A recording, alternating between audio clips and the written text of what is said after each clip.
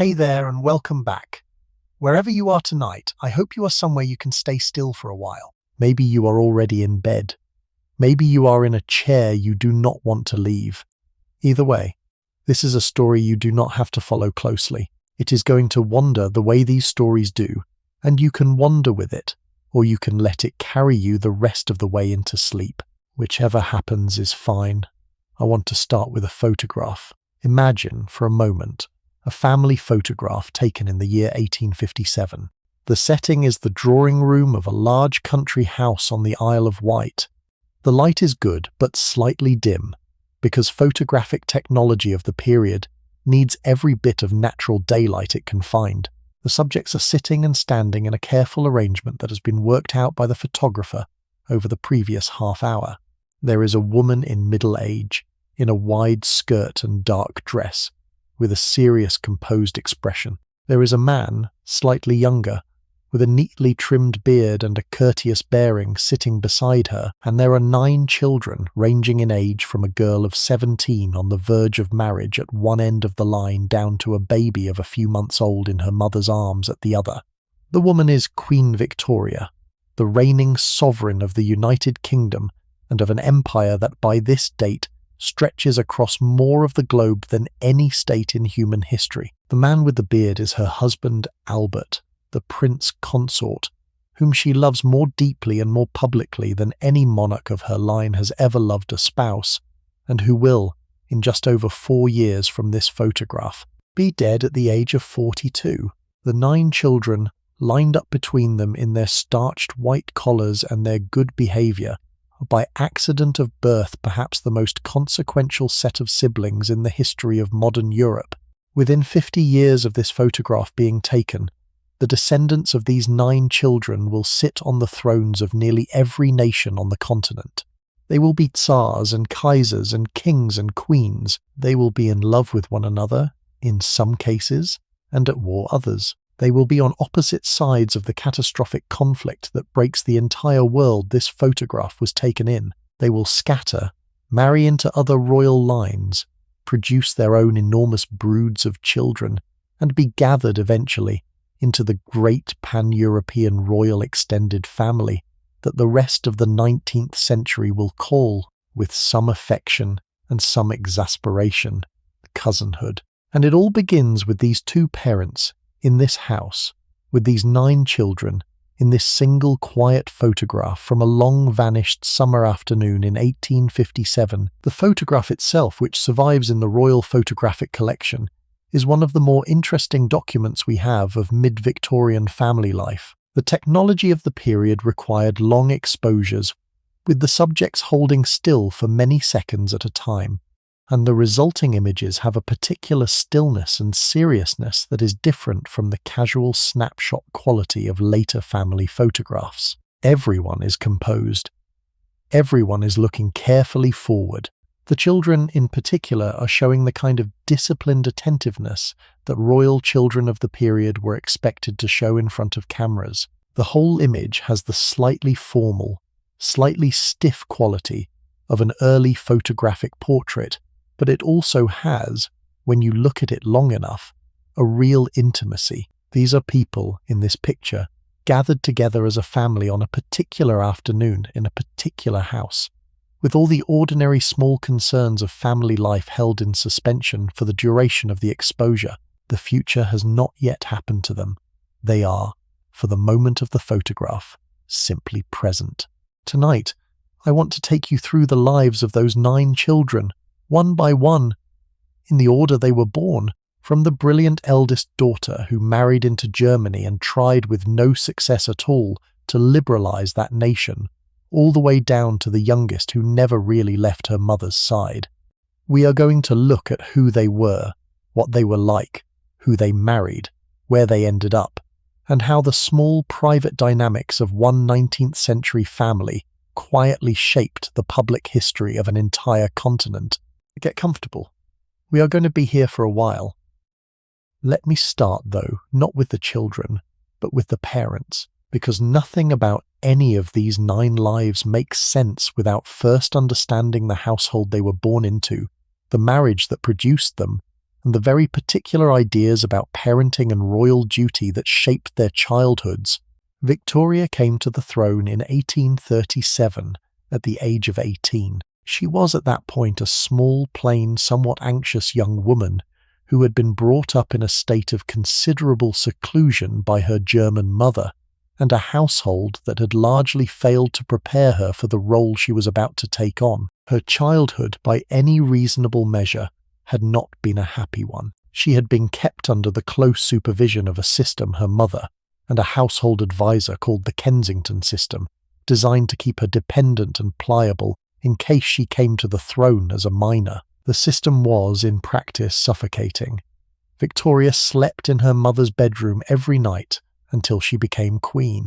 She was not allowed to walk down the stairs of her own home without holding someone's hand.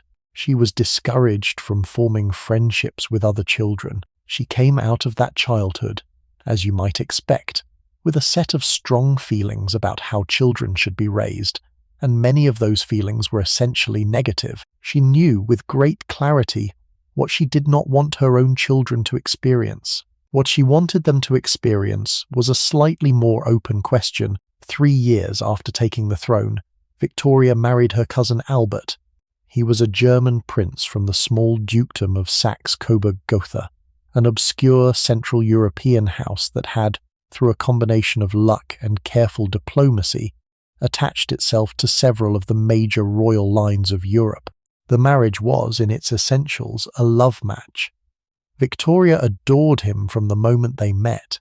Albert grew, over the following years, into deep affection for her in return. They were married in February 1840 with all the public formalities that royal marriages of the period required, and within 9 months Victoria was giving birth to the first of their 9 children. This is, I think, where you have to start when thinking about Queen Victoria's family, not with the public glamour of the throne, but with the basic biological reality that Victoria, between the ages of 20 and 37, was almost continuously either pregnant, recovering from a pregnancy, or breastfeeding. 9 children in 17 years. She did not enjoy any of this, she wrote in letters that have survived, about how thoroughly she disliked being pregnant, how much she resented the loss of physical freedom and energy, how she found the babies in her honest moments rather repellent until they reached a more interesting age. She was not, by any modern standard, or even by the standard of her own time, a particularly maternal woman. She loved her children in her way, but she did not enjoy mothering them in the way that, say, her own daughter Alice would later enjoy mothering hers. What kept the household functioning, what gave the children much of the warmth and attention they did receive in their early years, was Albert. Albert, who came from a tradition of German princely education that took the upbringing of children with great seriousness, threw himself into the role of father with a thoroughness that was, by the standards of mid-19th century male parenting, quite unusual. He devised the curriculum for his children's education. He sat with them at lessons. He played with them in the gardens. He read them stories. He took them on long walks and explained things to them. He was in many ways the more present parent in the early lives of his children, and the children responded to him with an intensity of love that they did not, in most cases, feel toward their mother. This had certain consequences that would shape the rest of all their lives. When Albert died suddenly in December 1861, of what was diagnosed at the time as typhoid fever, the children lost not just a father, but the more affectionate of their 2 parents.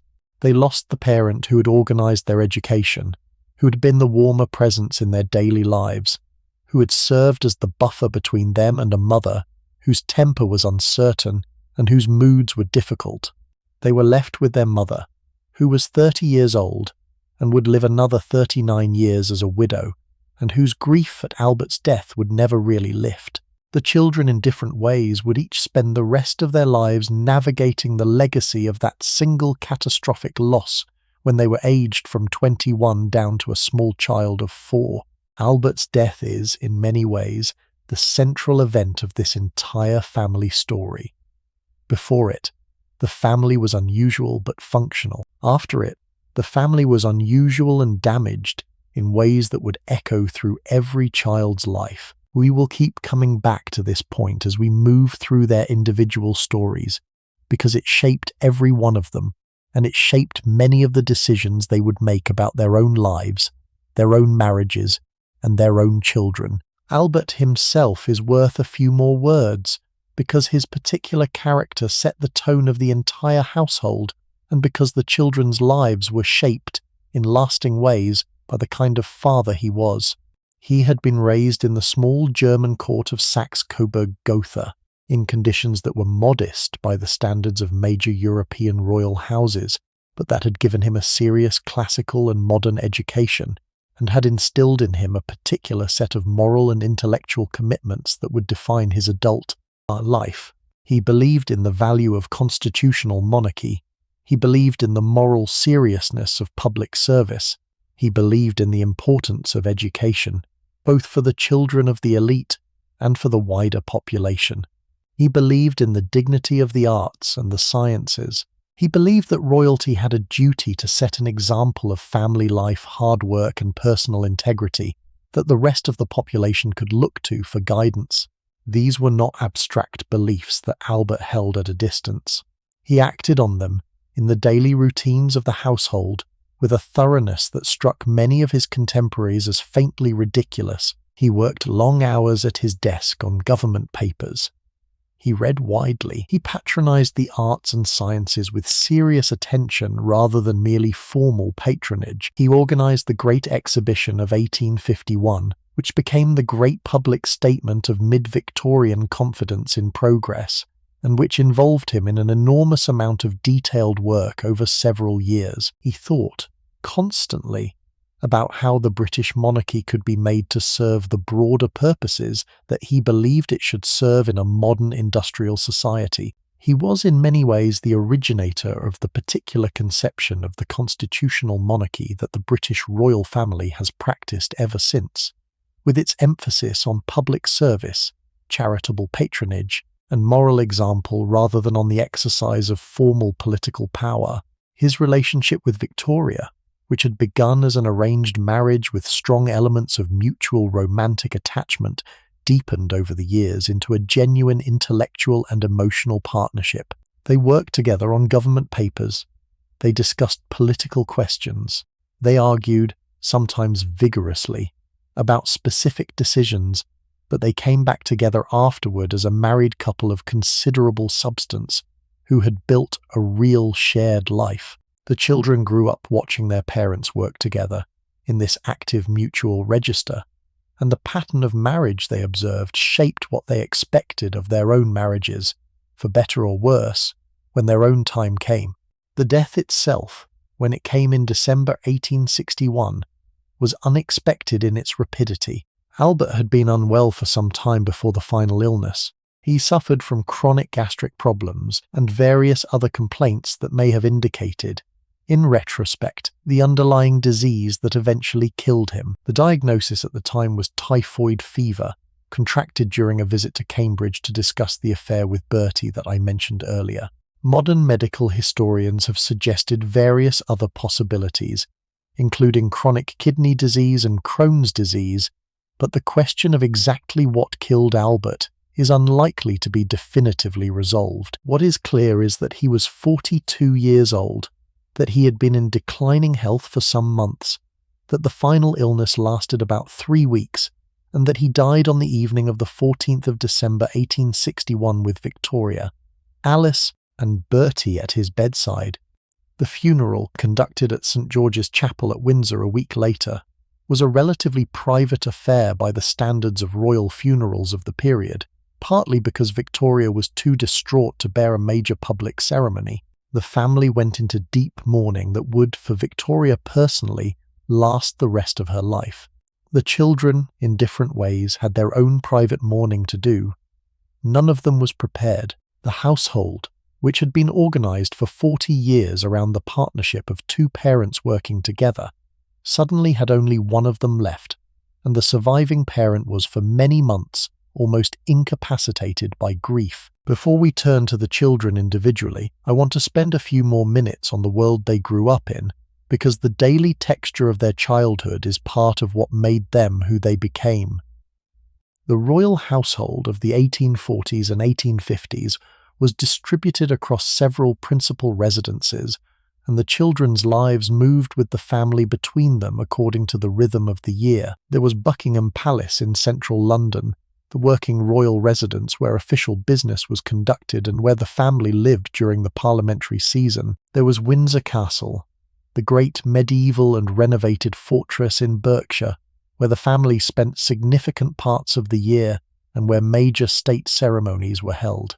There was Osborne House on the Isle of Wight, which Albert designed and which Victoria came to love above all her other homes, where the family went for the summer months, and where the children were freer to play and be ordinary than they were anywhere else. And there was Balmoral, the Scottish estate that Albert acquired in the late 1840s and which became the family's autumn refuge, a place of long walks and outdoor activities and a more relaxed, almost cottage-style domesticity than was possible at the great formal residences in England.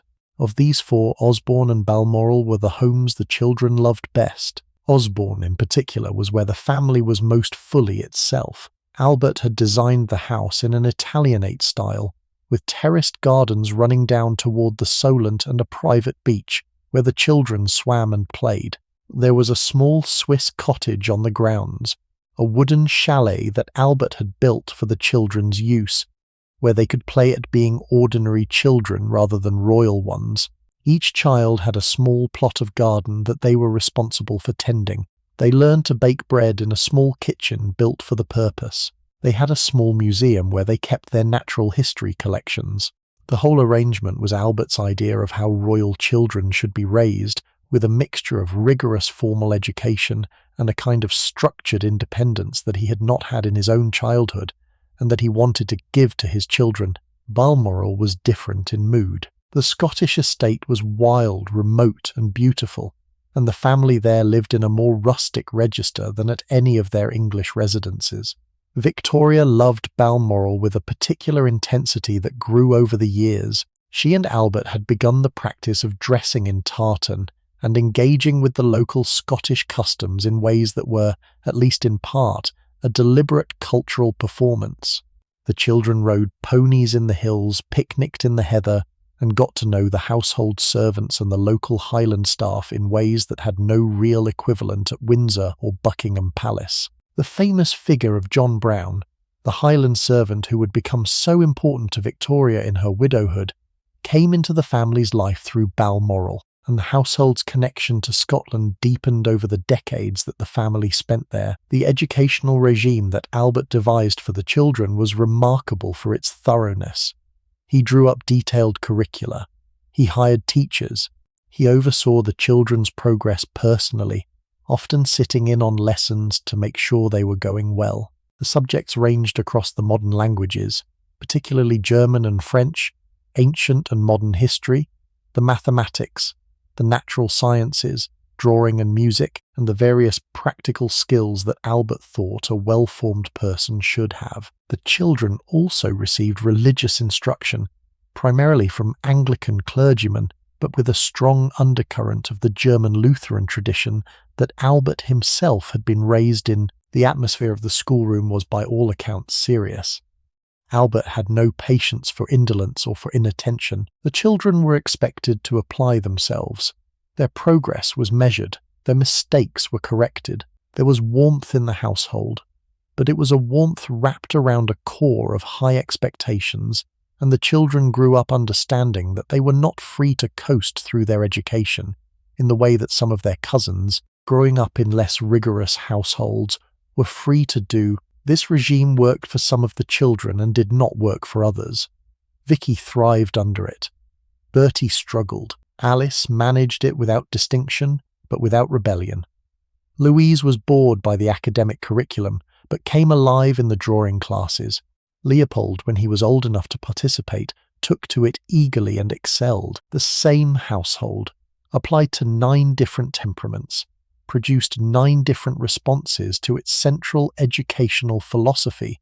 The day-to-day routines of the household were, by the standards of 19th century royal life, relatively informal. Breakfast was a family meal, with the parents and the older children sitting together. The children spent the mornings at lessons. The afternoons were usually devoted to outdoor activity, weather permitting, with the family going for walks or rides or carriage drives. Dinner was taken in the evenings, with the parents alone or with a small number of invited guests, and the children eating earlier in their own dining room with their nursery staff. The bedtime rituals were maintained by a substantial nursery establishment of nurses, governesses, and tutors, who handled the practical details of the children's daily lives in a way that left the parents free to provide what we might now call quality time, rather than the constant hands-on engagement that modern parents associate with parenthood. There were, in any household with 9 children spread over 17 years of births, complicated dynamics among the siblings themselves. The older children formed their own subgroup. Vicky and Bertie, separated by less than a year in age, were close from infancy and remained close throughout their lives, despite or perhaps because of the very different temperaments they had. Alice was the next child down, and she was, in her quiet way, often a peacekeeper among the older 3 when their occasional disputes flared up. Then came Alfred, who was the closest in temperament to Bertie, and who would remain his companion in many of the more pleasure-seeking pursuits of their adult lives. Then came Helena, who was a little younger than the established older group, and who functioned in some ways as the bridge between the older and the younger siblings. Then Louise, then Arthur, then Leopold, then finally Beatrice, who arrived 17 years after the eldest, and who occupied the special position of the baby that the older children would, in some cases, treat as a kind of extra child of their own. The household, when seen as a whole, had its own complicated weather.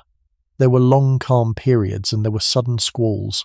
Victoria's own moods were a permanent variable that everyone in the household had to navigate. She could be tender and warm. She could also be impatient, demanding, and quick to take offense. The children learned from a young age how to read her mood and how to time their requests for things they wanted.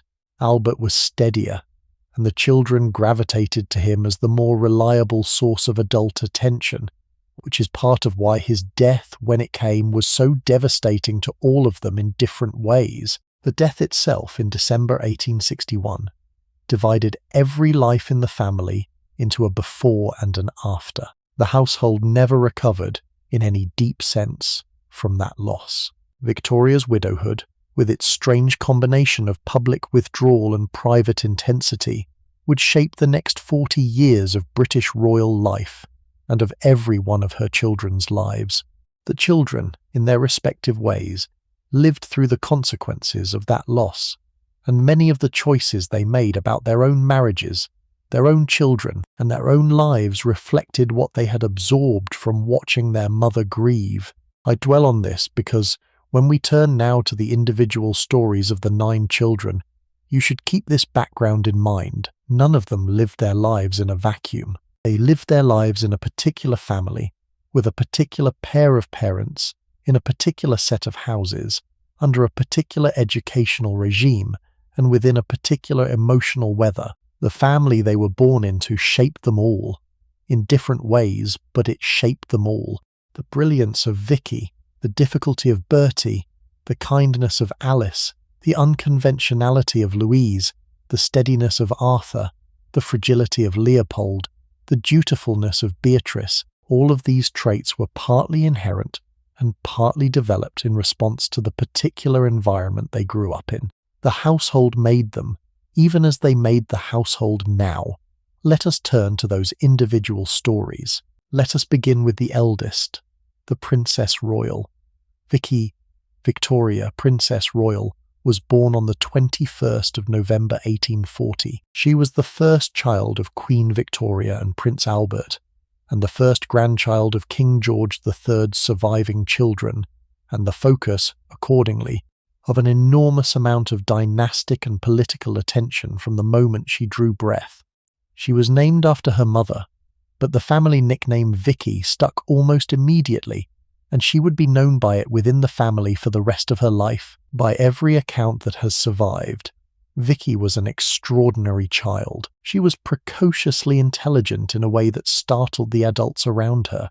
She spoke German fluently as a small child, alongside English, picked up French easily, learned to read at 3, and showed from her earliest years an interest in the world of ideas that her brother Bertie, born only a year after her, conspicuously did not. Albert adored her.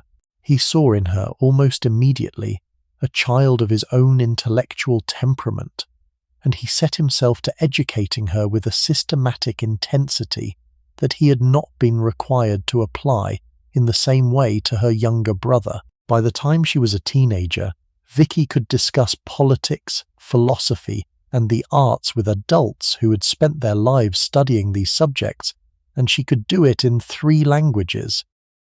This intellectual brilliance in a girl in the mid-19th century was a complicated thing. Albert valued it. He encouraged it. He wanted his daughter to be a thinking, capable woman who could play a serious role in the public affairs of whatever country she eventually came to live in.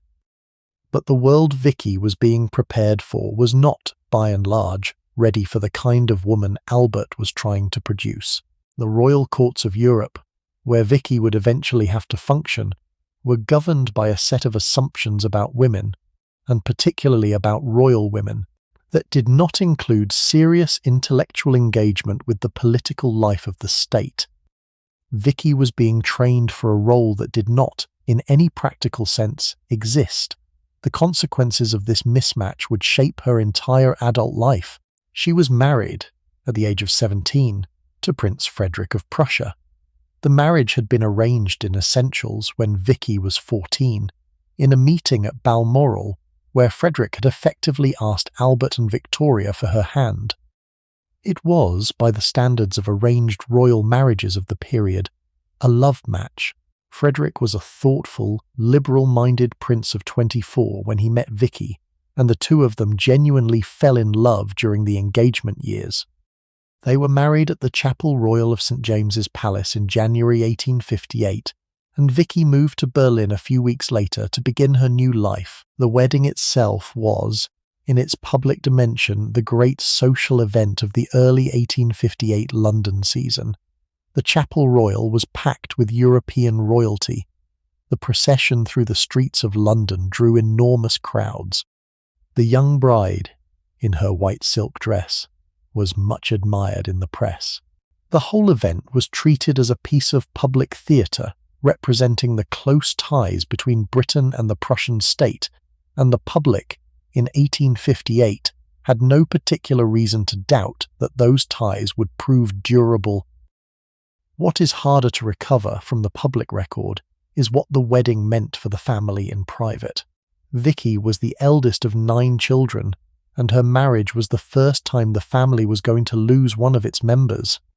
She was leaving home in the very practical sense that she was going to live in another country, and would, from that point onward, see her parents and siblings only on the occasional visits that royal life would allow. Albert, who had invested so much of himself in her education, and who had been her closest intellectual companion since her infancy, was particularly affected by her departure. The letters he wrote to her in the first few weeks after the wedding are some of the most moving family documents of the period, full of the small advice and small worries of a father who was acutely aware that his daughter was now, in some sense, beyond his reach. Vicky herself, by all accounts, found the actual departure from London considerably harder than she had anticipated.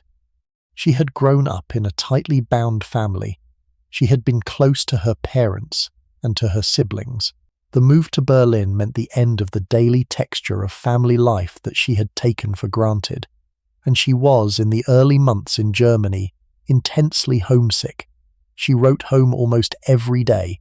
She begged her mother to write back. She tried to organize her new life in Berlin in ways that would maintain her connection to the family she had left, even as she also tried to adapt to the very different cultural and political environment she now found herself in. What followed was, in its essentials, a slow tragedy. Vicky arrived in Berlin with a clear set of ideas about what she wanted to accomplish there. She and her husband, both formed by the liberal political traditions of their respective fathers, intended to push Prussia toward a more constitutional, more parliamentary, more modern political system. They wanted to follow the British model with its limited monarchy and its powerful elected legislature, rather than the more authoritarian model that Prussia, under its Chancellor Otto von Bismarck, was developing in those years. They believed they could accomplish this once Frederick became king, which everyone assumed would happen on the death of his father, the elderly King Wilhelm. The Berlin court that Vicky arrived into in 1858 was not, as it happened, a particularly welcoming environment for a young English princess with progressive political ideas. The Prussian aristocracy and military establishment were deeply conservative. The court culture was formal, hierarchical, and suspicious of outside influences. The German nationalism that was beginning to develop in the 1860s, and that would become the dominant political force in Prussia in the years after 1866, was hostile to the kind of cosmopolitan English liberalism that Vicky represented. She was, from her arrival, viewed with a kind of polite distrust by many of the senior figures around the king, and that distrust never entirely lifted during her 30 years as crown princess. Some tricks. The arrival of Otto von Bismarck as minister-president of Prussia in 1862 made the situation considerably worse. Bismarck was, in essentially every respect, the political opposite of everything Vicky believed in. He was an authoritarian conservative who believed that the proper development of Prussia required the suppression rather than the strengthening of parliamentary institutions. He was a master politician who understood, with great clarity, how to outmaneuver his opponents both at court and in the wider political arena. He saw Vicky as one of those opponents, a foreign princess whose influence on the heir to the throne represented a threat to the Prussian state as he was trying to build it. The hostility between them was real, and it lasted, with various shifts in intensity, for the entire period of Bismarck's career. Vicky responded to Bismarck's hostility with her own form of resistance. She built her own circle of progressive sympathizers among the German liberals of the period. She corresponded with English politicians and intellectuals about the situation in Germany. She pushed her husband, sometimes more successfully and sometimes less, to take public positions in support of liberal reforms. She raised her children, particularly her elder sons, with what she hoped would be a clear understanding of the constitutional and liberal principles she believed in. The campaign was in some ways the work of her life, and the eventual failure of it was the great public disappointment of her existence. The waiting was the problem. Wilhelm did not die when expected. He lived on and on and on, and the years stretched. Vicky and Frederick spent 30 years as the heir and the heir's wife, watching from the sidelines as Bismarck consolidated his power and steered Germany in a direction they entirely disagreed with. By the time Wilhelm finally died in March 1888, Frederick had advanced cancer of the throat. He acceded to the German throne as Frederick III, ruled for 99 days, was unable to speak for most of that time because of his illness, and died in June of the same year.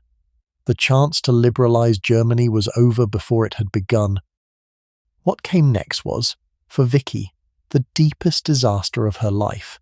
Frederick was succeeded by their eldest son, who became Kaiser Wilhelm II. Wilhelm was, in almost every respect, his mother's opposite. Where she was thoughtful, he was impulsive.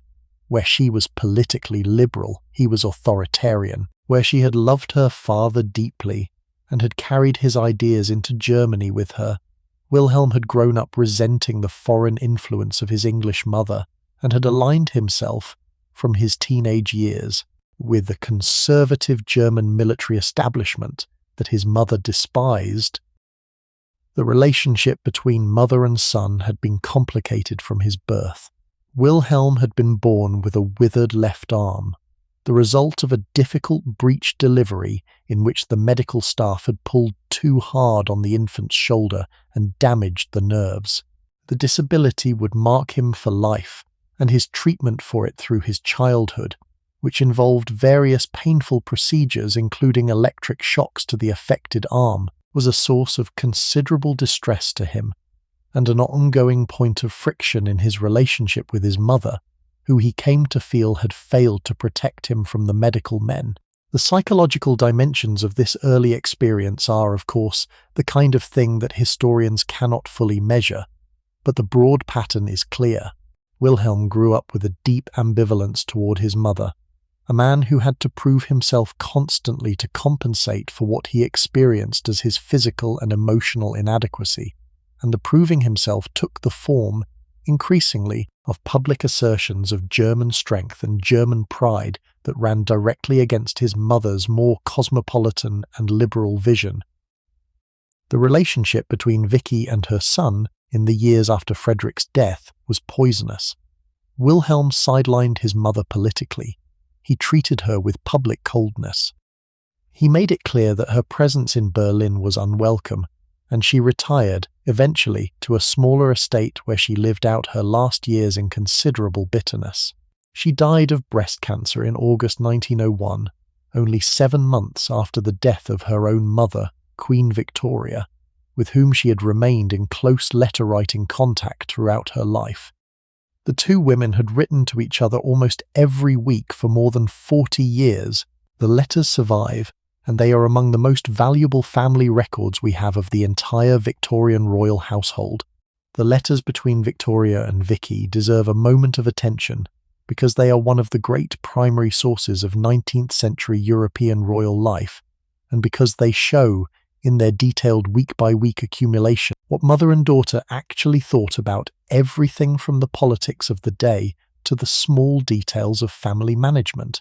Vicky wrote to her mother about her marriage, her children, her country, her dress, her household, her opinions, her doubts, her hopes. Victoria wrote back in her own formidable handwriting with comparable detail and comparable frankness.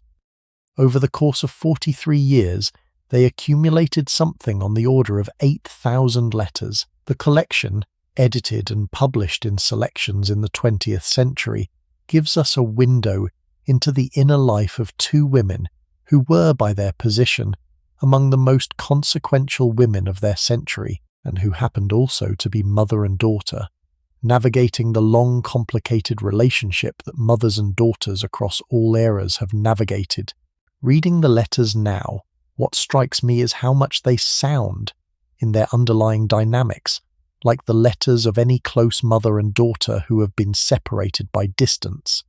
There is the same alternation of warmth and friction, the same exchange of news, the same moments of disagreement, sometimes passing and sometimes more serious, the same accumulation over years of a shared private world that no third party could fully enter. The two women were each other's most important correspondents for 4 decades, and the letters they exchanged became in effect the place where their relationship lived. The position of being royal women had not, in the end, prevented them from being also a mother and a daughter, in the small, ordinary ways that mothers and daughters always are. Vicky's tragedy, looking back on it from the present, has a particular kind of poignancy. She was, by any reasonable assessment, one of the most capable royal women of her century. She had the intellect, the political instincts, and the deep moral seriousness that her position required. She arrived in Germany with the right ideas, in the right marriage, with the right husband. And the timing was simply wrong. Frederick lived too long as a prince, and not long enough as a king. By the time Vicky had any real opportunity to influence events, history had moved on. Her son went on to lead Germany into the catastrophe of the First World War, the war that ended the entire European order Vicky had grown up in. And Wilhelm's role in that catastrophe was, in many ways, the inverse of everything his mother had hoped to accomplish.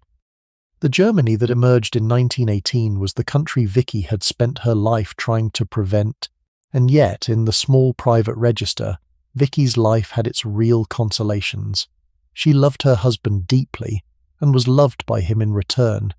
She had 8 children of her own, several of whom she remained close to, even when Wilhelm cut her off. She maintained throughout her life the close intellectual partnership with her father that had shaped her childhood, carrying his ideas forward in her own thinking long after he was gone.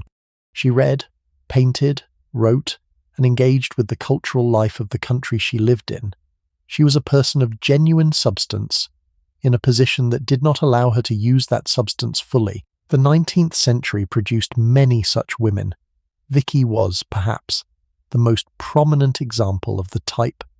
Now let us turn to her younger brother, the one who became king, Bertie. Albert Edward, known throughout the family and indeed throughout the country as Bertie, was born on the 9th of November 1841. He was the second child of Victoria and Albert, the eldest son, and from his birth the heir apparent to the British throne. He would carry the title of Prince of Wales for 59 years, longer than any heir before him in British history, and would not become king until he was nearly 60.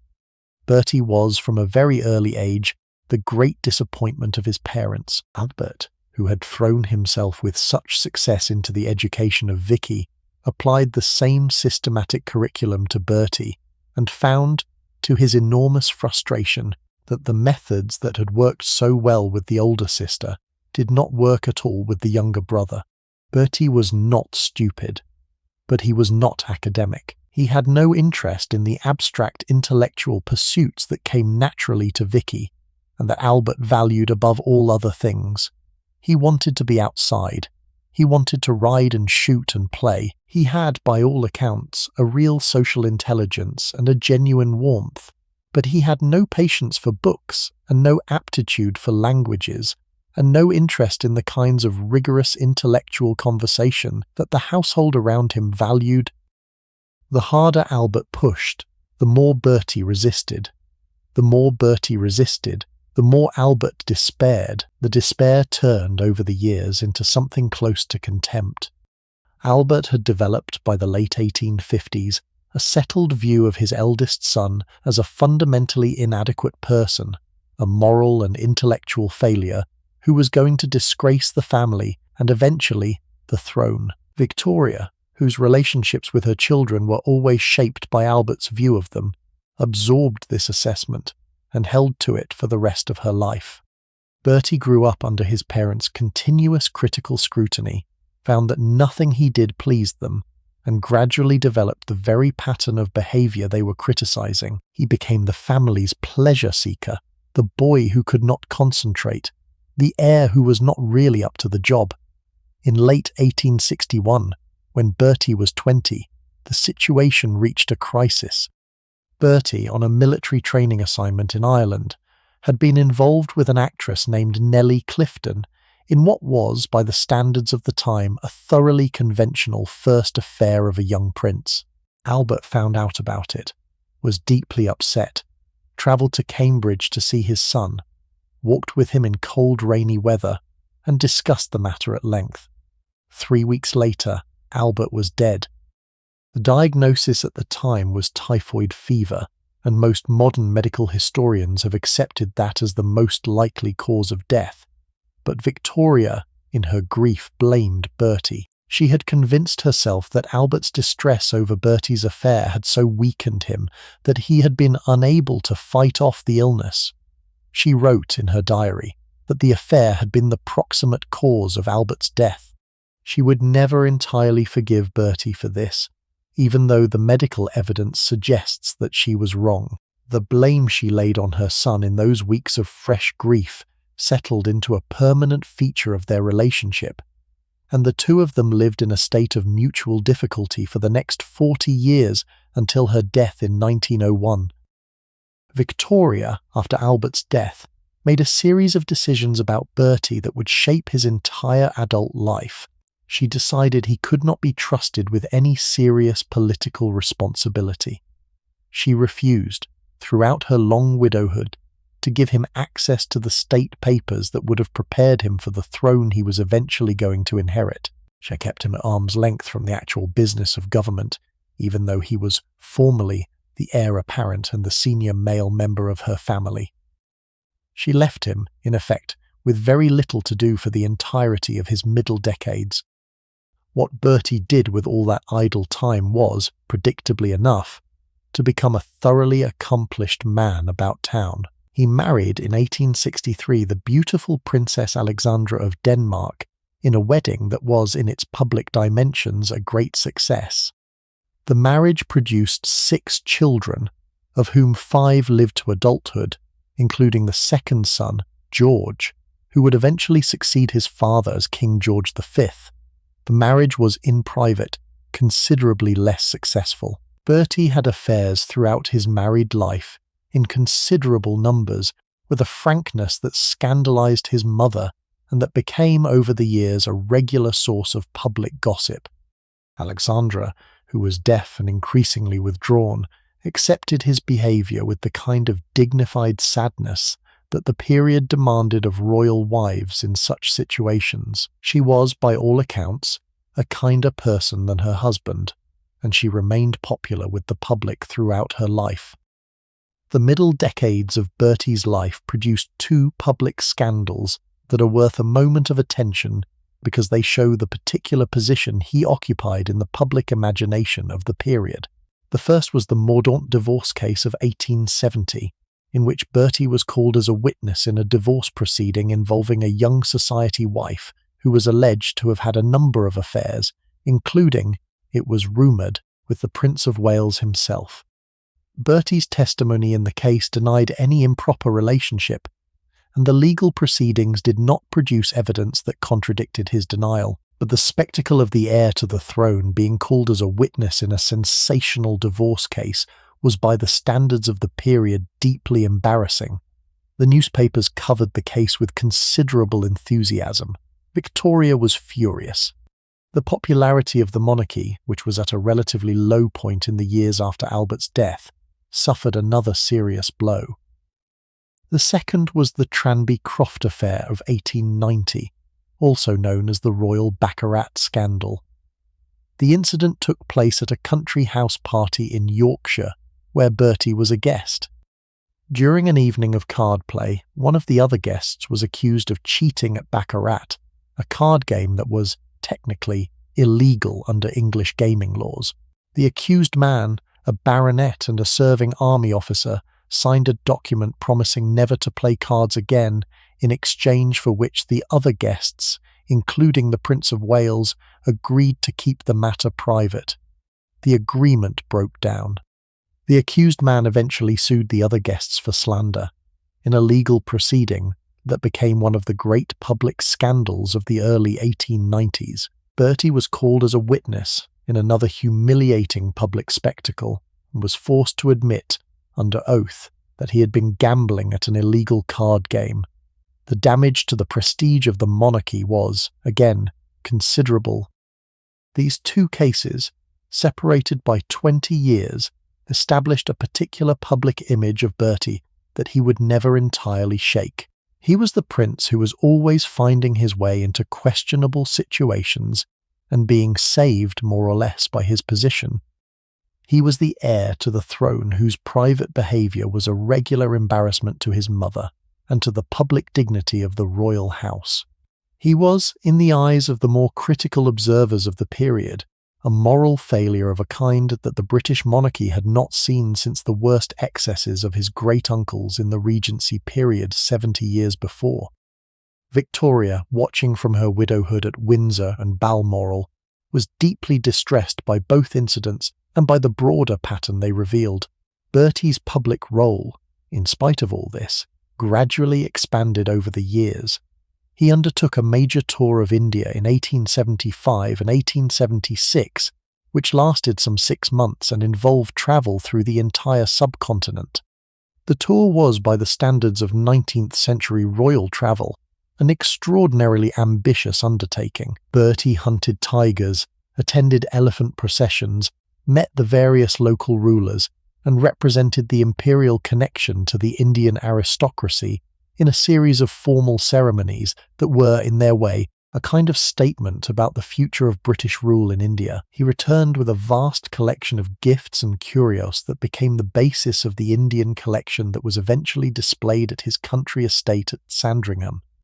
The tour was a public success and helped to establish a particular tradition of royal engagement with the empire that would continue in various forms for the next half-century. He also developed, over the decades, a serious interest in horse racing.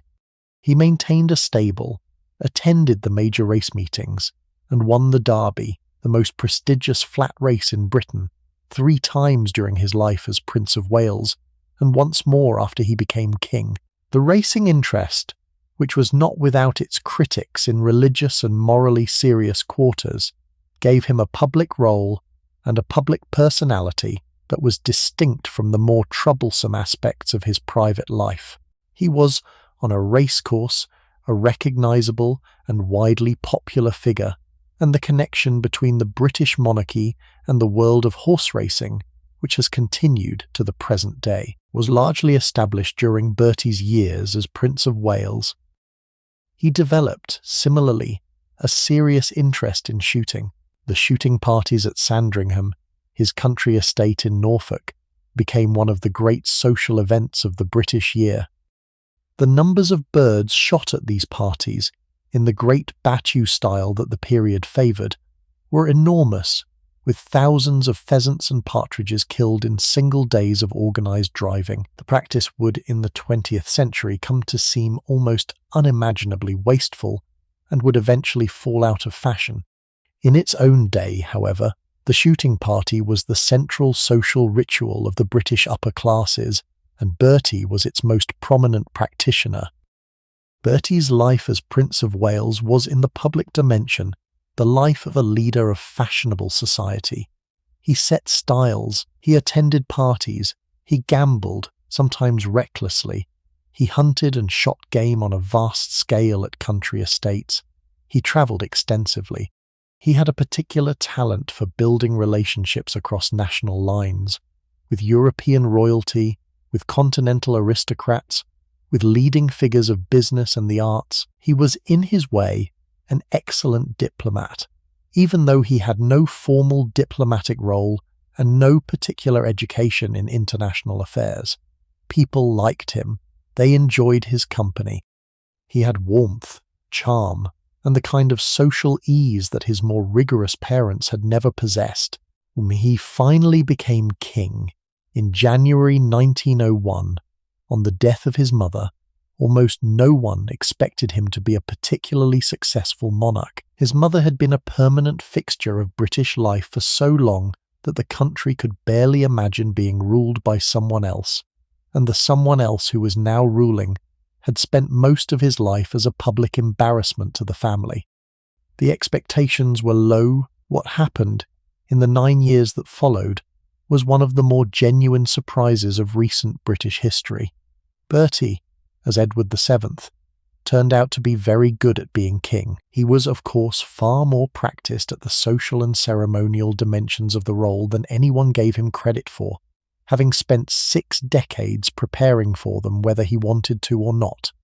He had personal relationships across the courts of Europe that no one else in Britain could equal. He had a feel for public ceremony, for the rituals of royal life, for the small moments of human warmth that make a monarch popular. He used all of these skills in the brief period of his reign to considerable effect. He played a particular role in the diplomatic alignment that became the Entente Cordiale with France, which would prove to be one of the foundational arrangements of the early 20th century.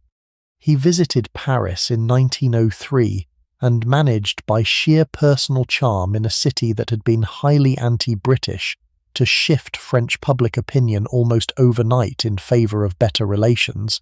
The treaty followed within a year. It was, in any serious assessment, a piece of personal diplomacy of considerable consequence, and it was performed by a man whom his mother had spent 40 years considering unfit for any political responsibility whatever. There were other dimensions to his reign that are worth a moment of attention. He took a serious interest in the navy supporting the modernization program that was being driven through by Admiral Fisher, his first Sea Lord. He took a serious interest in the army, encouraging the reforms that were being developed in response to the difficulties revealed by the Boer War. He maintained throughout his reign a voluminous personal correspondence with European royalty and with leading political and military figures across the continent. He was, in many ways, more engaged with the practical business of government than his rather indolent reputation suggested, even if his engagement was often informal and conducted through personal channels rather than through the usual machinery of government. He also, almost incidentally, transformed the social and ceremonial dimensions of the British monarchy. The court of his mother had, in her long widowhood, become a deeply private and somewhat reclusive establishment, with the Queen rarely making public appearances and the official ceremonial life of the throne largely held in suspension. Bertie reversed all of this. He brought the court back into public view. He restored the great state ceremonies that his mother had let lapse. He attended public events. He wore his decorations. He performed the role of monarch as a public figure, rather than as a remote presence behind palace walls. The modern British monarchy, with its emphasis on visibility and ceremonial accessibility, owes a great deal to the patterns that Bertie established in the brief period of his reign. His personal life remained complicated. He continued his various extramarital relationships with women including Alice Keppel, who would be his most settled mistress in the final decade of his life, and who would, in a small twist of subsequent history, be the great-grandmother of Camilla, the Duchess of Cornwall.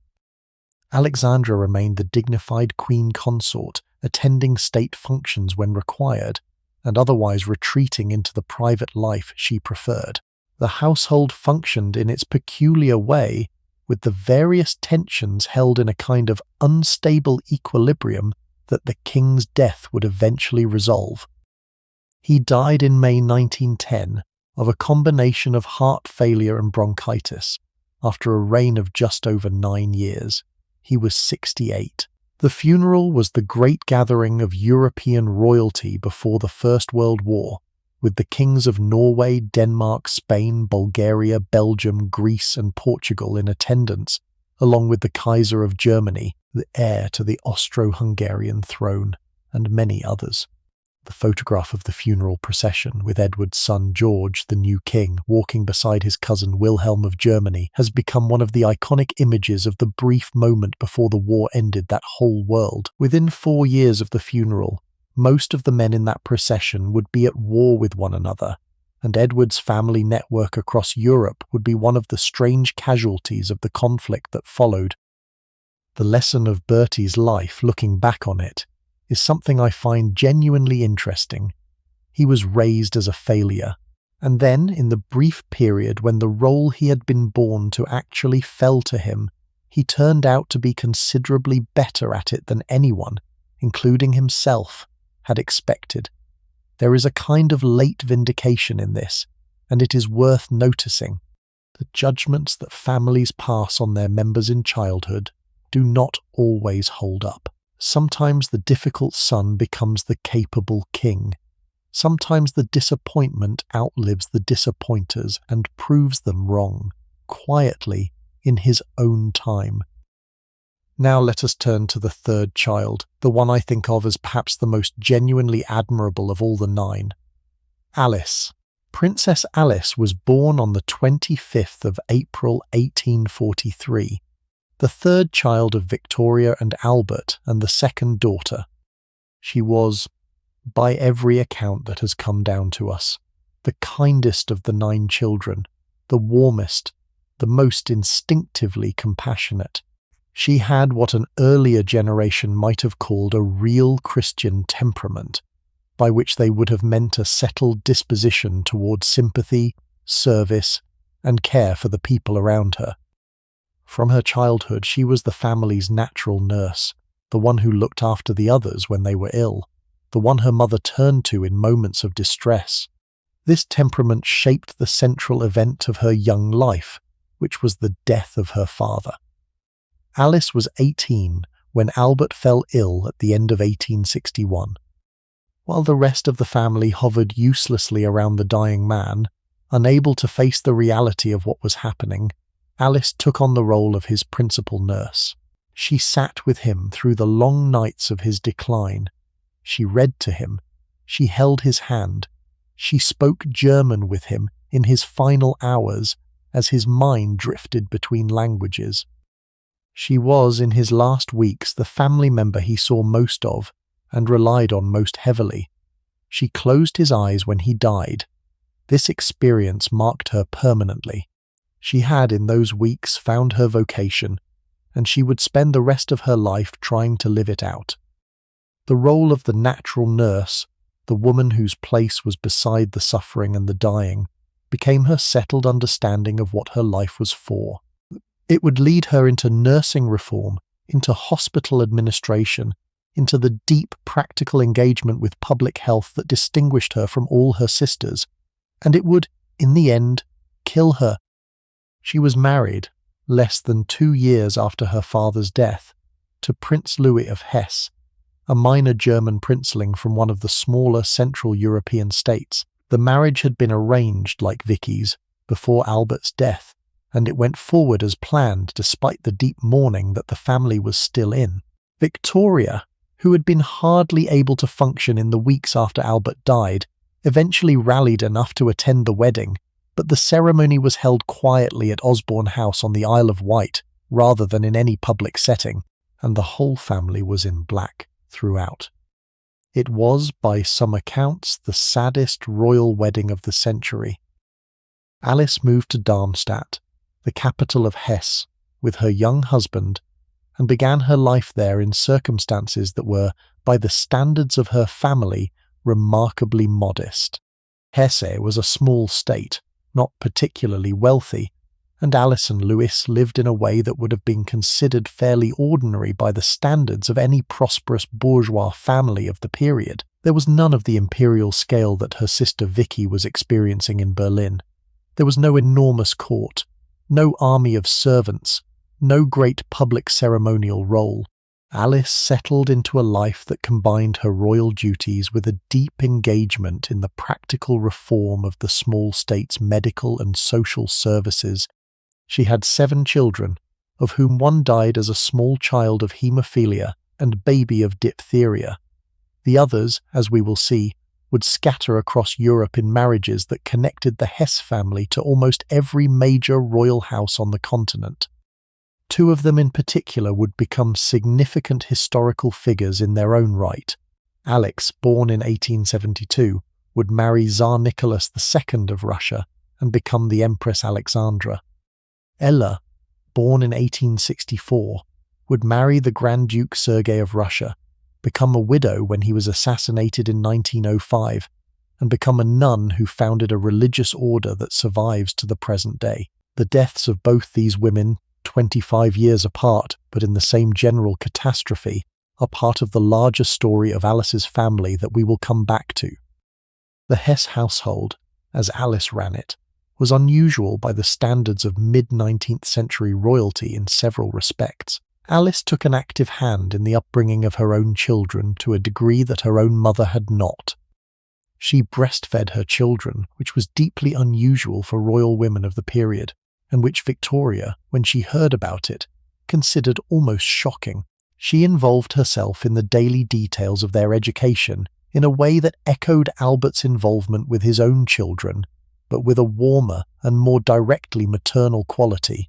The Hesse children grew up, in their early years, with a mother who was unusually present in their lives, and the warmth of Alice's parenting was one of the reasons that her children, despite the various tragedies that would befall them, generally remembered their childhoods with affection. Alice's relationship with her own mother, after her marriage, was complicated. The 2 women had been close before Albert's death, and they had grown closer in the immediate aftermath of that death, when Alice had been her mother's principal support through the worst weeks of grief. After Alice moved to Hesse, the relationship continued through letters, but the differences in their respective approaches to life began to show. Alice was, by inclination, more practical than her mother. She was less interested in the elaborate machinery of royal mourning that Victoria had constructed and that increasingly dominated the Queen's daily life. She wanted, in her own household, to focus on the work in front of her, rather than on the perpetual rehearsal of past grief. This caused tension. Victoria, in her letters, often complained that Alice was insufficiently attentive to the family's continuing duty to mourn Albert. Alice, in her replies, defended her own approach without ever directly criticizing her mother. The two women loved each other, but they were finding in the years after 1862 that they were not always going to agree about how to live in the world that Albert's death had created. The relationship continued with its mixture of affection and friction until Alice's own death in 1878, and Victoria's grief at losing her daughter on the anniversary of Albert's death was one of the most difficult moments of her late life. Remember, in her own life, Alice committed herself, almost from her arrival in Darmstadt, to the cause of nursing reform. She had been corresponding with Florence Nightingale before her marriage, and had absorbed Nightingale's ideas about the professionalization of nursing, the proper training of nurses, the proper administration of hospitals, with an enthusiasm that took her well beyond the usual range of royal philanthropic interests. She founded an organization called the Alice Society, a network of women's organizations dedicated to nursing, public health, and women's education in Hesse. She personally trained as a nurse, took practical lessons in surgical assistance, and worked in hospitals during the wars that Hesse was drawn into in the 1860s and 1870, the Austro-Prussian War of 1866, in which Hesse was on the losing side, gave her a particular opportunity to demonstrate this commitment. She nursed the wounded of both sides in the hospitals of Darmstadt. She organized supplies. She set up systems for the proper care of soldiers that became a model for what would be done in later conflicts. The war was, for the Hesse family, a political disaster. Hesse lost territory and was effectively absorbed into the new Prussian-led North German Confederation. But for Alice personally, it was a vindication of the kind of work she had been preparing for. 4 years later, when the Franco-Prussian War broke out, she did the same again, on a larger scale. By the end of that war, in 1871, she had become, in her quiet way, one of the most respected royal women in Europe, not for any reasons of glamour or political influence, but for the seriousness with which she had approached the practical work of nursing and public health. The men who ran the medical services of Central European states, professional doctors and administrators, took her seriously as a colleague. This was, by the standards of the period, an unusual position for a princess to have achieved. Her own family life was, by all accounts, mostly happy. She loved Louis, in a steady, undramatic way, and he loved her. The children were a source of pleasure and concern in roughly equal measure.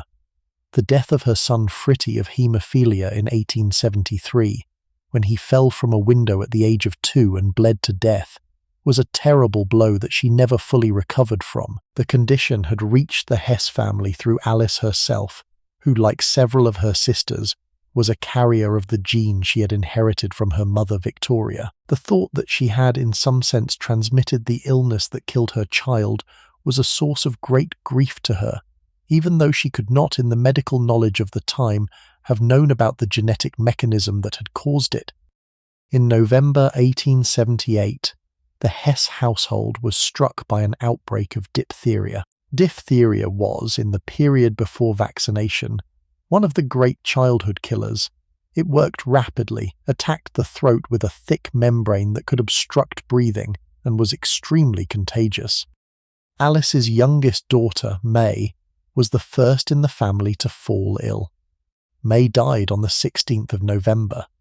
The other children fell ill in succession, with varying severity. Alice nursed all of them with the same attention she had given to her father 17 years before, and with the same disregard for her own safety. She caught the illness herself in early December. She fought it for several days. She died on the 14th of December 1878 at the age of 35. The date is significant. The 14th of December was the 17th anniversary of Albert's death. The coincidence, when the family received the news in England, was almost too much to bear. Victoria, in her diary, wrote that this was the same dreadful day that had taken Albert from her, returning now to take their daughter as well. Alice's death was met with deep public mourning across Britain, Germany, and the wider European royal network. She had been admired widely, even by people who knew little of her practical work, for the seriousness and the modesty of her bearing. Her funeral was attended by representatives of royal houses across Europe. Florence Nightingale, who had been her correspondent and her inspiration, wrote a public tribute to her work in nursing reform. The institutions she had founded in Hesse continued to function, in some cases for decades, as monuments to the practical commitment she had made to her adopted country. I want to say something about Alice, because of all the 9 children she is, I think the one I find most worth knowing about. She did not, in her 35 years, achieve anything like the public scale of her brother Bertie or the political prominence of her sister Vicky. She lived in a small German state, raised a family, and tried to improve the medical care available to the people of the area where she lived. She was, by the measures we usually use to evaluate consequential historical figures, a relatively minor person. But she was also, by the measures that perhaps matter more in a private register, a person of real substance. She did the work in front of her with the gifts she had, and she did it without any need for public recognition or any particular ambition for greater things. The world she touched, in her quiet way, was better for her presence. The 19th century produced a number of such women, daughters of prominent families who turned their attention to the practical reform of public health and education, often in the small kingdoms and principalities where their marriages had taken them. They are not famous now. Their names have largely been forgotten, but they did real work, and the world that came after them inherited some of what they built, even when it could not name them as the source. Alice was perhaps the most distinguished example of this type, partly because of the family she came from and talent she brought to the role. The other examples, less well recorded, are part of the same story. Let us turn now to the 4th child, the second son. Alfred, Affy, as the family called him. The sailor of the family, Prince Alfred was born on the 6th of August 1844. He was, from his earliest years, fascinated by the sea. While his older brother Bertie struggled through the academic curriculum that his father had designed for him, Alfred was happily climbing on every piece of nautical equipment he could find, drawing pictures of ships, and announcing his intention to join the Royal Navy as soon as he was old enough. Albert, who had despaired of Bertie's lack of any real direction, was at first uncertain whether to encourage Alfred's enthusiasm. Royal princes did not, as a rule, become career naval officers. The Navy was a serious profession that demanded years of training and that expected its officers to actually be at sea, in conditions that were not always comfortable, doing work that was not always glamorous. Alfred, however, was insistent. He wanted to be a sailor, not a sailor in the symbolic sense in which royal princes were sometimes given honorary naval ranks, but a sailor in the actual sense of going to sea, learning the trade, and serving in the way that any other naval officer would serve. After some hesitation, his parents agreed. He entered the Royal Navy as a 14-year-old cadet in 1858 and began the training that would shape the rest of his life. He served over the following decades on a variety of ships in a variety of seas. He was a competent, if not brilliant officer. He rose through the ranks, partly on his own merits, and partly through the inevitable influence of being the second son of the Queen. He commanded ships. He saw service in many parts of the world. He visited Australia in 1867 and 1868, becoming the first member of the British royal family to visit that continent. He visited India, the Cape, the West Indies, and the Mediterranean. He was, by the standards of British royal travel of the period, exceptionally widely travelled. The Australian visit deserves a moment of attention because of one particular incident that nearly killed him. On the 12th of March 1868, Alfred was attending a public picnic at a place called Clontarf on the shore of Middle Harbour in Sydney. The picnic was a charity event in aid of a sailor's home. Several thousand people were in attendance. Alfred was walking among the crowd, shaking hands and greeting well-wishers, when a man named Henry James O'Farrell stepped forward, drew a revolver, and shot him in the back at close range. The bullet struck Alfred to the right of his spine, passed through his back, and lodged near his rib cage. He fell to the ground but remained conscious. The crowd around him reacted with the immediate violence that such crowds tended to produce in such situations, and O'Farrell was nearly killed by the bystanders before being secured by police and taken into custody. Alfred was carried to a private house nearby and then transferred with great care to Government House in Sydney, where he was treated by the colony's senior medical officers. The bullet was eventually located and removed in a surgical procedure conducted under chloroform anesthesia. Alfred recovered well, though he carried the small scar of the entry wound for the rest of his life. The political aftermath of the shooting was complicated. O'Farrell, who turned out to be Irish-born and to have a history of mental disturbance, claimed initially to be acting on behalf of the Fenian movement, the Irish Republican organisation that had been conducting a series of attacks on British targets through the 1860s. The Fenian connection was later determined by the colonial authorities to have been largely a delusion on O'Farrell's part, but the initial fear of an Irish Republican plot caused considerable communal tension in Sydney for some months, with various measures taken against the local Irish community that in retrospect were not justified by the actual evidence. O'Farrell was tried, convicted and hanged on the 21st of April 1868. The whole sequence of events became one of the formative public dramas of mid-19th century colonial Australia. For Alfred personally, the shooting was a defining moment in a way that no other event in his life would quite match. He had come close to death in a moment that was, on its surface, entirely safe. He had felt the bullet enter his body in front of a crowd of thousands of well-wishers. He had recovered, slowly, in a strange country far from his family. The experience seems to have given him a kind of permanent reserve, a certain emotional distance from the public role he was required to perform, that those who knew him later in his life sometimes commented on. He was not exactly traumatized in the modern sense of the term, but he was, in the years after Australia, somewhat quieter, somewhat more inward, somewhat less inclined to throw himself into the public dimensions of his role than he had been before.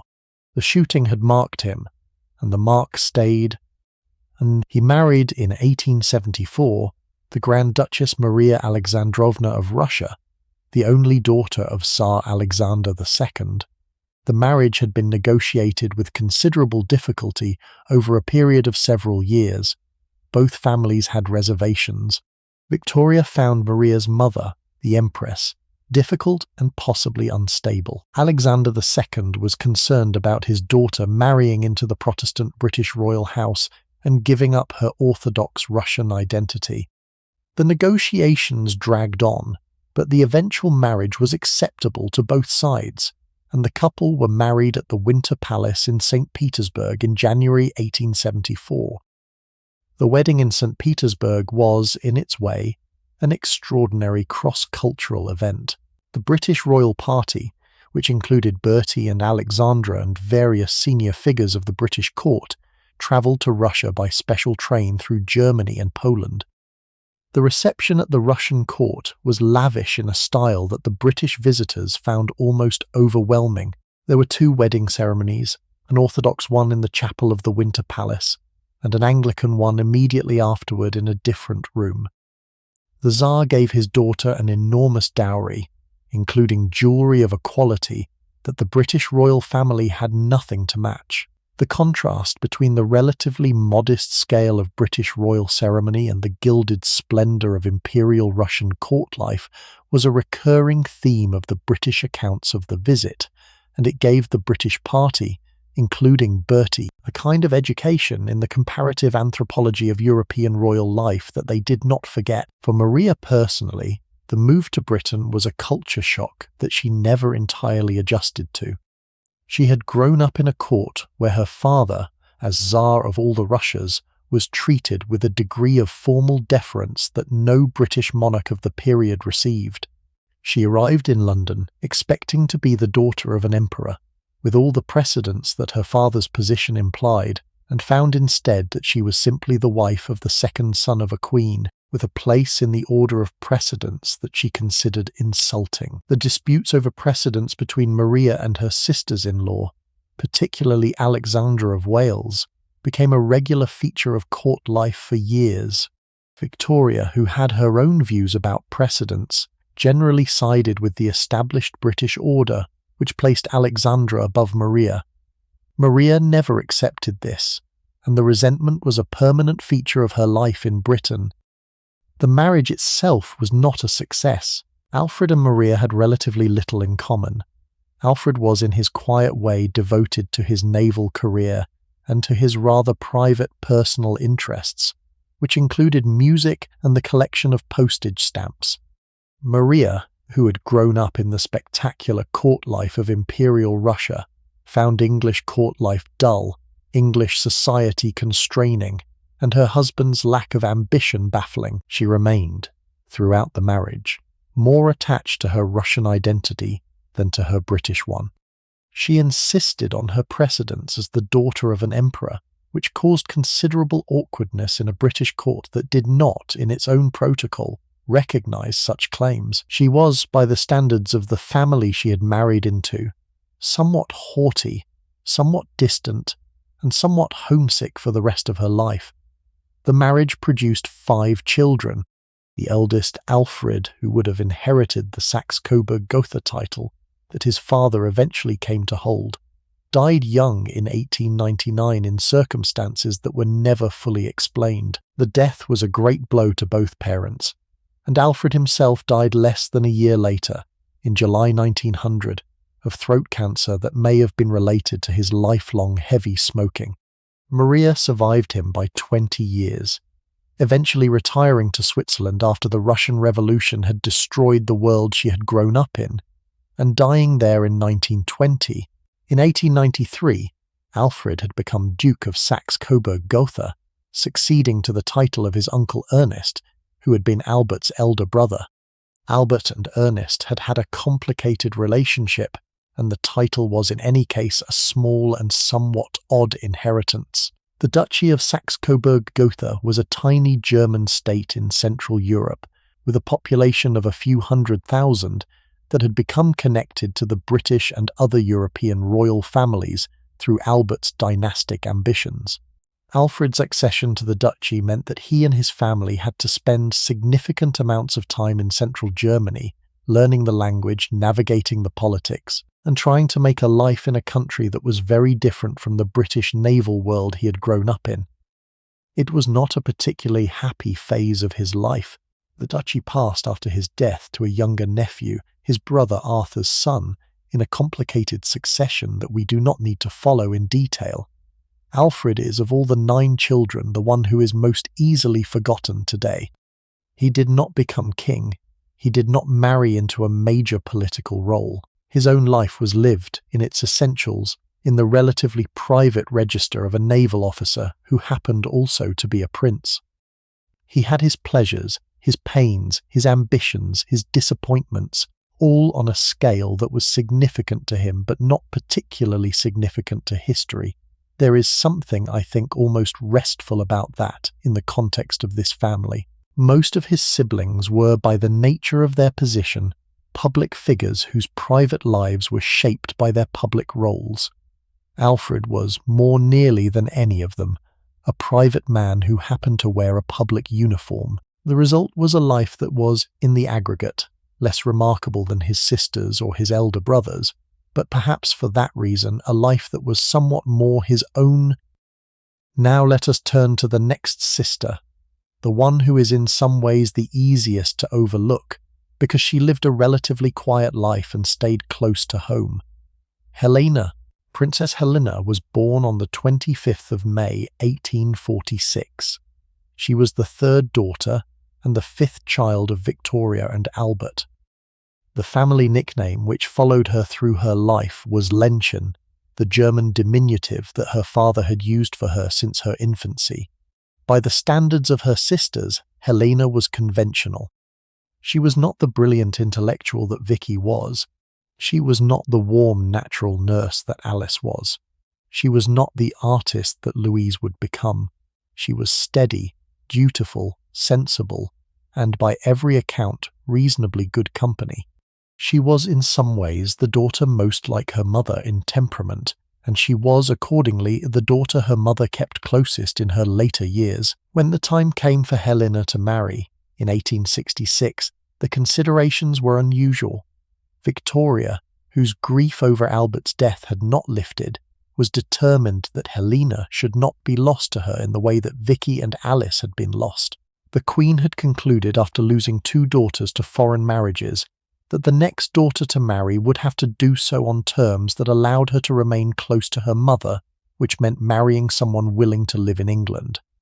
This narrowed the field of suitable candidates considerably.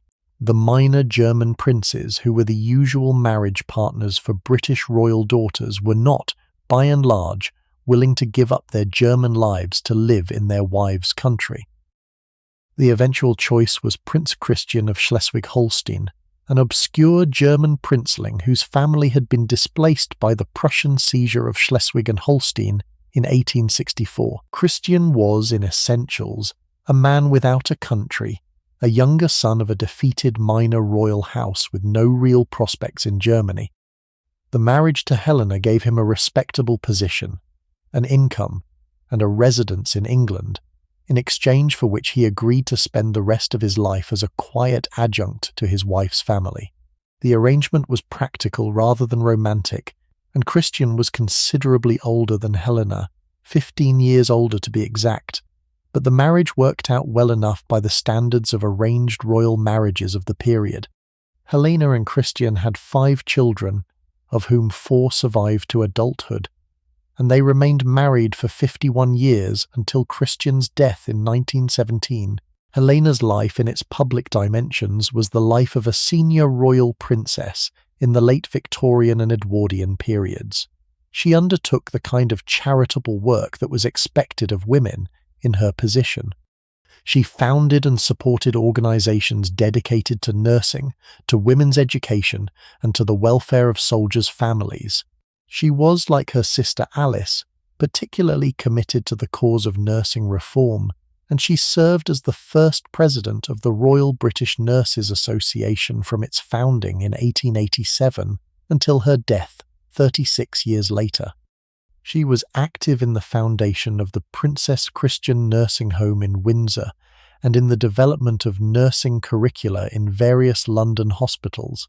She was also, in a way that has been largely forgotten, an early advocate for the formal recognition of nursing as a profession.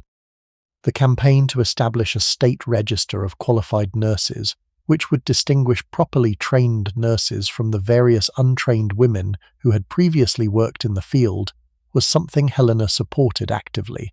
The campaign was opposed by Florence Nightingale, who believed that nursing was a vocation rather than a trade, and should not be regulated in the way that medicine was regulated. The disagreement between Helena and Nightingale, two of the most prominent figures in late Victorian nursing reform, was conducted with great courtesy on both sides but with real underlying conviction, and the eventual establishment of nurse registration in 1919 represented a victory for the position Helena had taken 30 years earlier. Then she also took on a particular role in the welfare of soldiers' families and disabled veterans, which became a major focus of her work during the Boer War of 1899 to 1902, and again during the First World War. The system of state pensions and family support for the families of dead and injured soldiers was, in this period, very limited. and the gaps were filled by various charitable organizations, many of which Helena was involved with. She visited hospitals where wounded soldiers were being treated. She corresponded with the families of dead soldiers. She organized fundraising. She was, in the way that royal patrons of the period were expected to be, the public face of a substantial charitable enterprise that depended on her name and her presence to function. The death of her son Christian Victor in South Africa in 1900, of typhoid fever during the Boer War, gave her work in this area a particular personal weight. She knew from direct experience what it was like to lose a son to a colonial military campaign. The grief was real, and it informed the work she did with other families who had suffered similar losses. She was, in this respect, a figure who combined the public role of royal patroness with a private experience of bereavement, in a way that the public of the period found particularly moving. Helena was not a particularly distinguished or original thinker about nursing reform, but she was a steady, reliable, useful patron of the cause, and her name and her presence opened doors that would not otherwise have been open. She was, in this respect, the kind of senior royal who made the practical machinery of philanthropic Victorian society function. The figure of the princess as patron of charitable causes, which would become a settled feature of royal life in the 20th century, was being invented in part by women like Helena. Her personal life was, by every account, mostly quiet. She lived, with Christian, at various royal residences provided by her mother, including Frogmore House at Windsor and a London townhouse. She was a regular companion of her mother in the long years of Victoria's widowhood, often staying with the Queen at Osborne and Balmoral, accompanying her on visits, and serving as one of the inner circle of the family that the Queen leaned on most heavily. After Victoria's death in 1901, Helena continued in much the same pattern of life, now serving her brother Bertie's reign, and then her nephew George's, and continuing her charitable work into the period of the First World War. The war was, for her, a particular grief. Her son Christian Victor had died of typhoid fever in South Africa during the Boer War in 1900, and her surviving sons fought in the First World War, with one of them, Albert, eventually renouncing his German titles in 1917 when the British royal family changed its name from Saxe-Coburg-Gotha to Windsor and asked its German-titled relatives to do the same. Helena died in June 1923 at the age of 77.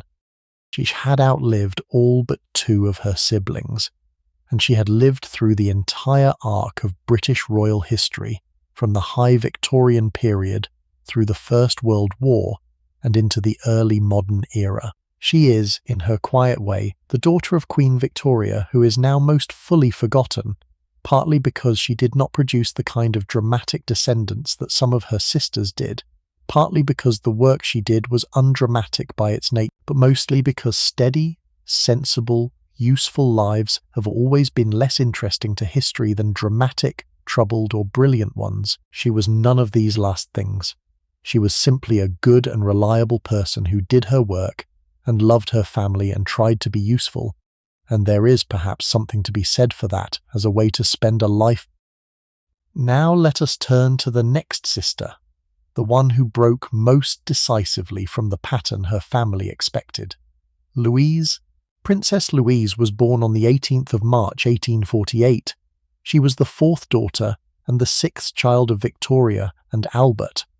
From her earliest years, she was the family's artistic temperament, the child whose interests ran toward drawing and painting and sculpture, rather than toward the more conventional preoccupations of royal daughters. She was beautiful, in a way that her sisters mostly were not, with a kind of elegance and presence that drew attention from a young age. She was also, from her teenage years onward, conspicuously independent, drawn to artists and writers and unconventional people of various kinds, and uncomfortable with the strict propriety of the royal household she was growing up in. The combination of her beauty, her artistic talent, and her independent temperament made Louise the most interesting and the most difficult of Victoria's daughters. Her mother loved her but did not understand her. Her brothers and sisters admired her but were sometimes bewildered by her choices. The court around her wondered what would become of her, and the public, when it began to notice her in the 1860s, found her fascinating in ways that none of her older sisters had been. Louise studied sculpture seriously, under professional teachers, in a way that was very unusual for royal women of the period. She was good. She was not merely a talented amateur, the way her sister Helena was a talented amateur in various dignified ways. Louise was, by the standards of professional sculptors of her period, genuinely good. She produced, over her lifetime, a substantial body of work, including a celebrated full-length statue of her mother that stands in the grounds of Kensington Palace to this day. The statue was unveiled in 1893 and is, by general agreement, one of the better royal portraits of the period, capturing something of Victoria's particular dignity and stoutness without being either flattering or unkind. When the time came for Louise to marry, the situation was complicated. The pool of available German princes that had supplied husbands for her older sisters was, by the late 1860s, looking less appealing both to Louise herself and to her mother. The unification of Germany under Prussian leadership had made many of the small German states politically uncomfortable.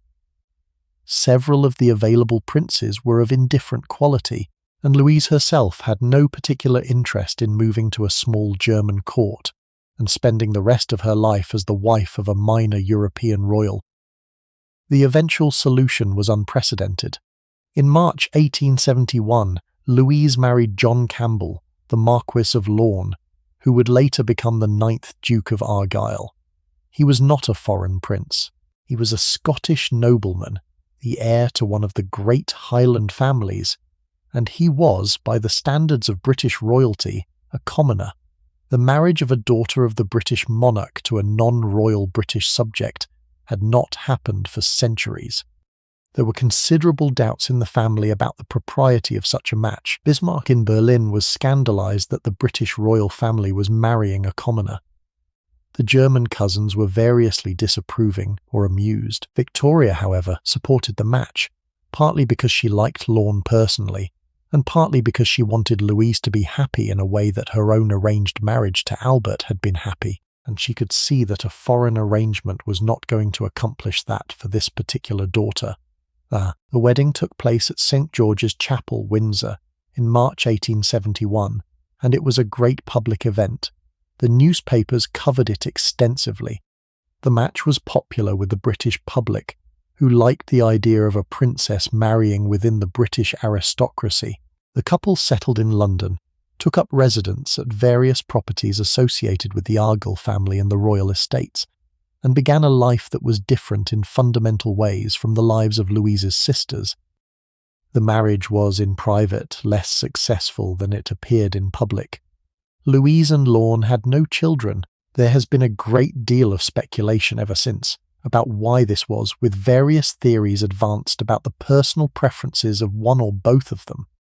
The historical record does not really support any definitive conclusion, and the question is, I think, less interesting than the question of how the marriage actually functioned. By all accounts, Louise and Lorne were good companions, but not, in any deep sense, in love with each other. They had separate interests, separate friendships, and separate emotional lives, but they remained on good terms throughout their 43 years of marriage and supported each other publicly with considerable loyalty. Lorne's most significant public posting came in 1878 when he was appointed Governor-General of Canada. The appointment was prestigious, and it took Louise to North America for nearly 5 years, during which she became the first member of the British royal family to live for an extended period in a British dominion.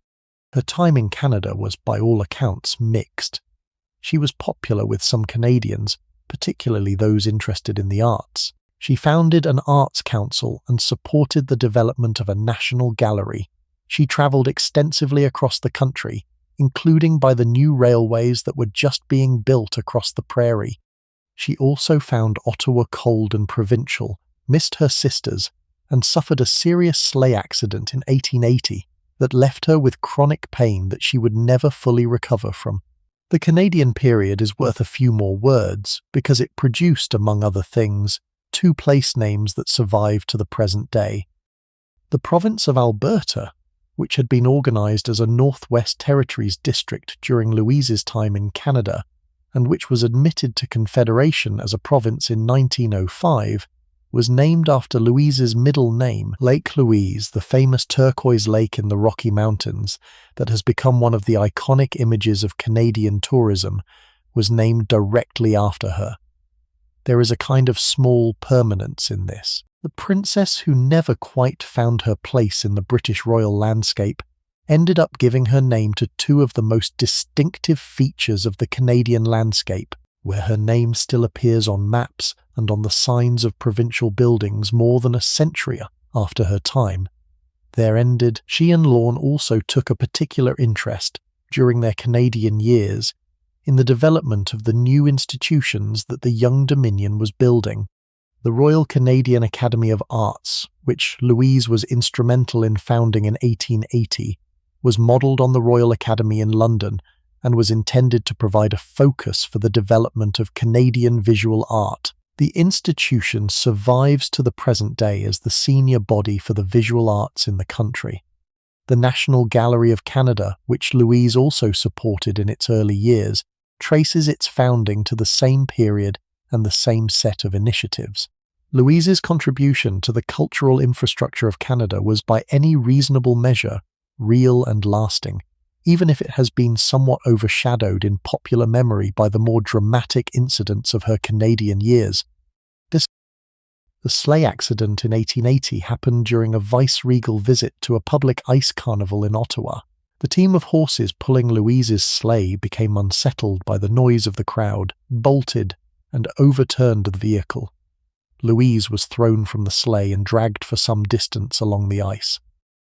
The injuries to her head and neck were serious, and her recovery was slow. She continued, after some weeks, to perform her vice-regal duties, but the accident had altered something in her constitution. She travelled, in the years that followed, to various warmer climates in search of relief from her continuing pain, and she developed a particular fondness for Bermuda, where she went several times for extended periods. The accident also coloured the rest of her time in Canada. She and Lorne agreed, after the accident, that Louise would spend significant amounts of time outside Canada, travelling for her health, while Lorne completed his term as Governor-General. The marriage continued, but the two of them began the pattern of partial separation that would characterize the rest of their long life together. The accident, which involved being thrown from a horse-drawn sleigh during a winter outing, caused injuries to her neck and head, whose precise nature has been discussed by various biographers without any final agreement. Whatever the medical specifics, Louise was never quite the same afterward. She was in pain on and off for the rest of her life. She travelled, after her time in Canada, to various warmer climates in search of relief. She and Lorne agreed, in 1883, to leave Canada, though Lorne completed his term of office. They returned to Britain, where Louise resumed her artistic work, her public engagements, and the various other pursuits of her life. Louise outlived almost all of her siblings. She outlived her mother by 38 years, her older sister Vicky brother Bertie by 29 years, and her sister Beatrice by 5 years. She lived, eventually, into the reign of her great-nephew George VI, and saw the early years of the Second World War. She died on the 3rd of December 1939, at the age of 91. By that point, she was one of the last surviving children of Queen Victoria, and her death was reported as the closing of a chapter in British royal history that had begun nearly a century before. Louise is, of all the 9 children, the one whose life seems most surprising in retrospect. She broke, more decisively than any of her siblings, from the pattern that had been laid out for her. She took her artistic vocation seriously, in a way that was unusual for a royal woman of her period. She married a Scottish nobleman rather than a German prince. She lived for years in Canada, when no royal woman before her had done such a thing. She remained in many ways a private person, with a private emotional life that she did not particularly share with the public, and she lived to see almost a different world from the one she had been born into, a world in which the kind of royal life her mother had organized was already being remembered as a vanished thing of the past. Now let us turn to the next brother, the one who became the longest-lived of the family, and who served in his way as a kind of bridge between the Victorian world and the modern one. Arthur. Prince Arthur was born on the 1st of May 1850. He was the third son and the seventh child of Victoria and Albert. He was named after Arthur, Duke of Wellington, the great hero of the Napoleonic Wars, who was his godfather and whose own birthday happened to fall on the same date. The naming was deliberate, a piece of public symbolism that linked the new royal son to the most admired military figure of the previous generation. Wellington himself, then aged 80, attended the christening, and the connection between Arthur and the Duke became a settled feature of family lore for the rest of Arthur's life. The connection had a certain prophetic quality. From his earliest years, Arthur showed a clear interest in soldiering. While his elder brothers were drawn to other things, Arthur drilled in the gardens, played at military maneuvers with his toy soldiers, and announced from boyhood his intention of joining the army.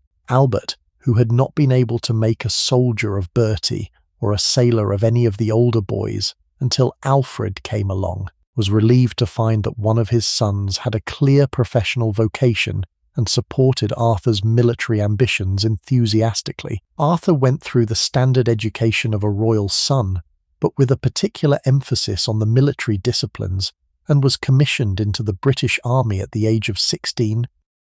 His military career was, by the standards of royal princes of the period, a serious one. He did not spend it entirely in honorary postings. He served in Canada in the 1860s, in Ireland in the 1870s, in Egypt in the 1880s, and in various staff and command positions across the British Empire over the course of his long career. He saw active service in the Egyptian campaign of 1882, where he took part in the Battle of Tel el-Kebir, the decisive engagement that established British control over the country. He commanded the Brigade of Guards in the action, and was praised by his commanding officer for his conduct under fire, in terms that suggested the praise was not merely conventional. He was, by all professional assessments, a competent if not brilliant officer, and his career advanced through a combination of his own merits and the inevitable influence of his birth. He married, in 1879, Princess Louise Margaret of Prussia, a great niece of the German Emperor Wilhelm I. The marriage was a love match by the standards of arranged royal marriages of the period, and the couple were happily married for the next 38 years until Louise Margaret's death in 1917. They had 3 children. Margaret, born in 1882, would marry the future King Gustav VI of Sweden and become Crown Princess of Sweden, dying young in 1920 of complications from a routine operation. Arthur, born in 1883, would have a military career of his own and would predecease his father. Patricia, born in 1886, would be the focus of considerable public interest for many years before she eventually married, late and below the expected social rank, in a way that her Aunt Louise would have approved of. Arthur's most significant public posting came late in his life. In 1911, at the age of 61, he was appointed Governor-General of Canada by his nephew, King George V. The appointment was a significant moment in the development of the Dominion's relationship with the Crown, marking the first time that a senior member of the royal family had served in the position. Arthur and Louise Margaret took up residence in Ottawa in October 1911 and remained there for nearly 5 years, through the entire period that included the outbreak of the First World War and the early phases of Canadian engagement in the conflict. Arthur's tenure in Canada was, by general assessment, a successful one. He took the job seriously. He travelled extensively across the country, visiting communities from Atlantic to Pacific. He took a particular interest in the Canadian military forces that were being mobilized for the war, and he made substantial use of his own military experience in advising on questions of training, equipment, and command. He was popular with the Canadian public in a way that some previous governors-general had not been. He brought, as Louise had brought before him, the prestige of his royal birth to a country that at that point in its history still drew considerable meaning from its connection to the British Crown. The early period of the war, in particular, gave Arthur a role that no previous Governor-General had had. The Canadian Expeditionary Force was being raised at extraordinary speed in the autumn of 1914, and Arthur, with his decades of professional military experience, was an unusually well-qualified senior figure to oversee the political dimensions of the mobilization. He visited training camps, he inspected new units, he attended embarkation ceremonies, he spoke at public events to support recruitment. The image of the elderly royal duke in his military uniform standing on platforms across the country to encourage young Canadians to enlist became one of the iconic images of the early war period in Canada. There were also tensions during his tenure. Arthur was, by temperament and by training, a soldier, and he had strong views about how the Canadian military forces should be organized. The Canadian Minister of Militia, Sir Sam Hughes, was a man of strong views in his own right, with his own ideas about what Canadian forces needed. The two of them clashed repeatedly through the early war years, with the constitutional dimensions of the disagreement about how much real influence the Governor-General should have over the political decisions of the elected Canadian government becoming a serious question. Arthur was eventually persuaded to step back from the more direct interventions he had been making, and the relationship with Hughes was managed, with some difficulty, until Arthur's tenure ended in 1916. The episode was a small early indication of the constitutional questions that would, over the following decades, gradually transform the relationship between Britain and the Dominions. He returned to Britain in 1916 after his tenure ended, and spent the rest of his very long life in a series of senior royal duties at home. He was the senior surviving male of Queen Victoria's children for the last 26 years of his life. He carried the title of Duke of Connaught and Strathearn. He served as Grand Master of various Masonic orders. He attended state occasions, supported various charities, and represented the senior generation of the family at events where his presence was valued. He outlived his nephew Bertie, who died in 1910. He outlived his nephew George V, who died in 1936. He outlived his great-nephew Edward VIII, who abdicated in 1936. He lived to see his great-nephew George VI on the throne, and he lived through the early years of the Second World War. He died on the 16th of January 1942 at the age of 91, having outlived 8 of his 9 siblings and become, in effect, the family's living connection to the Victorian world for an entire generation that had grown up after that world had vanished. There is, I think, a certain dignity in Arthur's life. He found his vocation early. He pursued it steadily for 60 years. He served his country in a series of postings, none of them sensational, but all of them done well. He had a happy marriage. He raised competent children. He ended his long life as the senior surviving prince of his house, a figure to whom the younger generation of royals could turn for an account of how things had been done in earlier times. He was not, by the standards of his more dramatic siblings, an exciting figure. He was a steady, capable, professionally serious man who happened to be a royal prince. There is, in any era, a kind of human dignity in that, and it is worth noticing. Now let us turn to the 8th child, the one whose story is in some ways the saddest of the 9, Leopold. Prince Leopold was born on the 7th of April 1853. He was the 4th son and the 8th child of Victoria and Albert. From his earliest weeks it was clear that something was wrong with him. He bruised easily. Small injuries did not heal. He bled excessively from minor wounds. He was, in the language that the medical profession of the period was just beginning to develop for the condition, a hemophiliac hemophilia in the mid-19th century was poorly understood. The genetic mechanism that caused the condition was not yet known. The fact that it was carried by women but expressed only in men was being noticed but not yet explained. There was no treatment. There was no way to predict the severity of episodes. There was no realistic possibility of cure. A hemophiliac child of the period was, in essence, a child whose life was always at risk, whose ordinary childhood activities were dangerous in ways that were not dangerous for other children, and who would, in most cases, not live to old age. The arrival of haemophilia in the British royal family is one of the most consequential genetic events in modern history. Victoria herself was the first known carrier in her line. Her own father had not been a haemophiliac, nor had any earlier ancestor of whom we have records. The mutation, as far as modern genetics can determine, originated either in Victoria herself or in her mother. Through Victoria, the condition was passed to several of her daughters as carriers, and to one of her sons as a sufferer.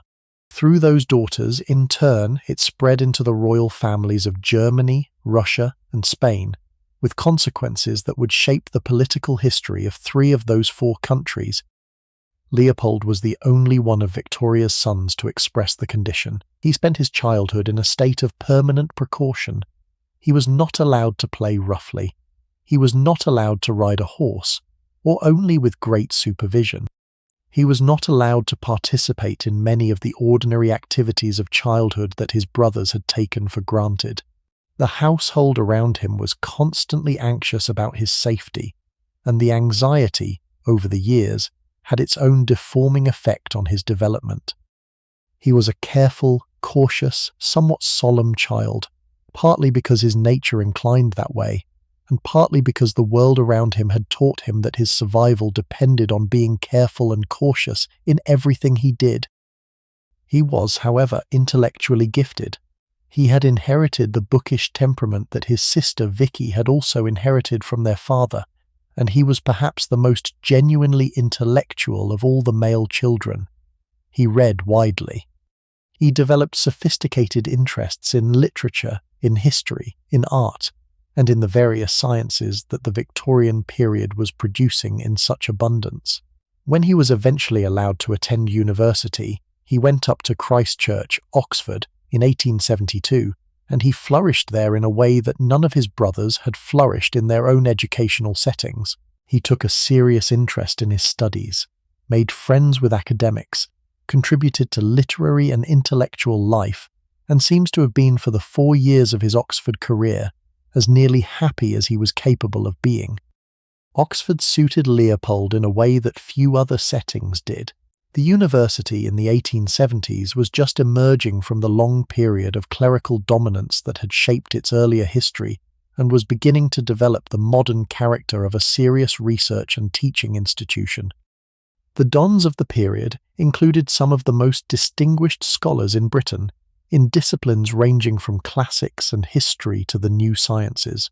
Leopold, with his real intellectual interests and his genuine willingness to engage with serious thought, found himself in his element. He attended lectures. He participated in college life. He formed friendships with academics that would last him the rest of his short life. He developed, in particular, a deep interest in the work of John Ruskin, the great Victorian art critic and social theorist who was teaching at Oxford during Leopold's time there. The friendship between Leopold and Ruskin, with its mutual respect and its shared interest in art and the practical reform of public life, was one of the more interesting cross-generational friendships of the period.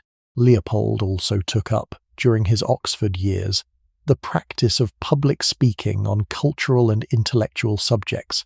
He gave lectures on the role of literature in public life.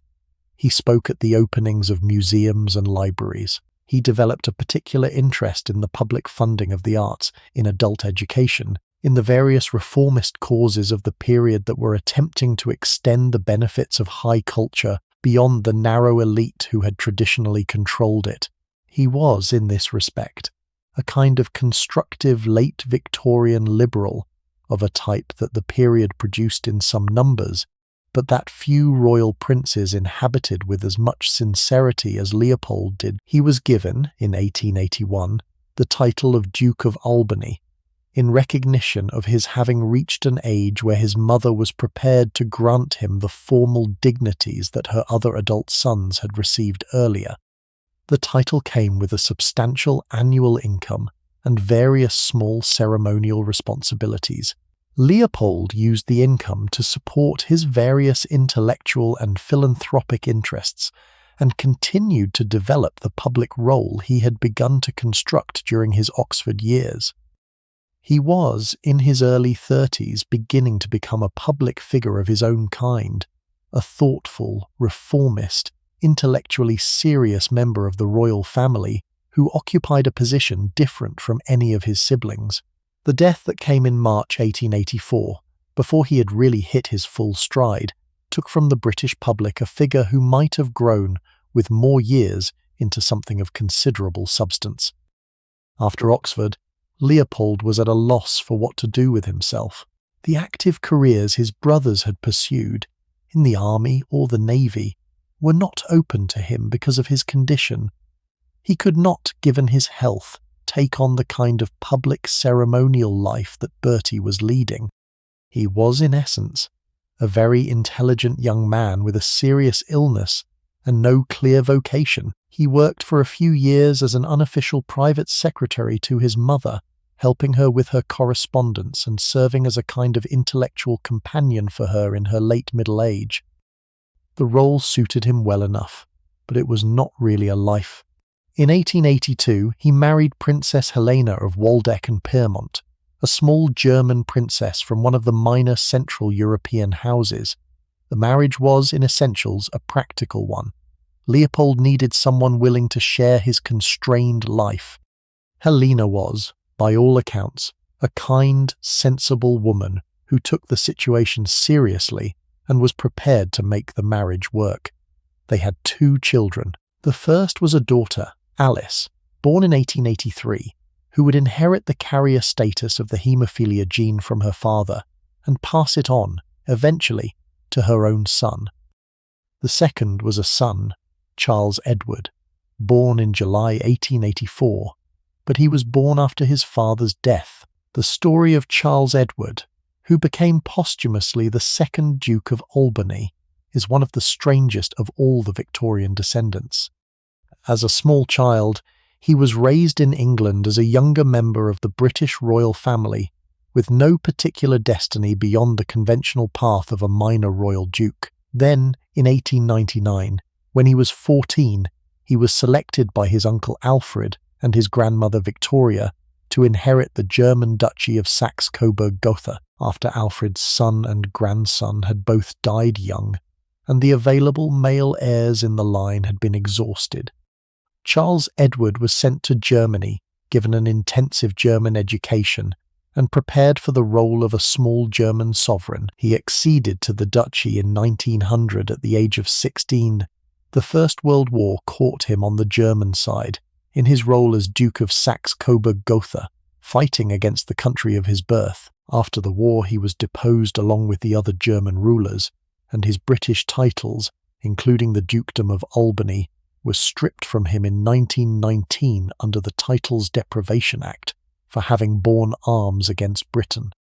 He spent the interwar period in considerable difficulty, eventually drifting into association with the Nazi movement and serving in the 1930s as a senior figure in various Nazi-aligned organizations. He was, after the Second World War, briefly imprisoned by the American occupation forces and was investigated for his role in Nazi-era atrocities, including the killing of disabled people under the so-called T4 program of which he had been an organizational supporter. He died in 1954 in considerably reduced circumstances, an unhappy end for a man who had been born into the British royal family and who had, through the strange series of events of the early 20th century, ended up on the wrong side of history. in ways that no one could have predicted from his birth in 1884. It is a peculiar branch of the family story, and one that the British royal family has, understandably, not particularly emphasized in subsequent generations. But it is part of the larger picture of what happened to the descendants of the 9 children in all their various branches as they made their way through the catastrophes of the 20th century. Not all the branches landed well. Some of them, like Charles Edward's, landed very badly indeed. The fact that he was Leopold's son and Victoria's grandson is part of the larger truth about how the dynastic family that Victoria and Albert built dispersed, after their deaths, into all the various political and moral situations that the next century produced. Leopold died in March 1884 at the age of 30. The circumstances of his death were, in their way, characteristic of his condition. He had been staying in the south of France partly for the warmer climate when he slipped on a flight of stairs and hit his head. The injury would, in any other person, have been a passing inconvenience. In Leopold, it set off a fatal cerebral hemorrhage. He died within a few hours of the fall. The news reached Victoria in England the same evening.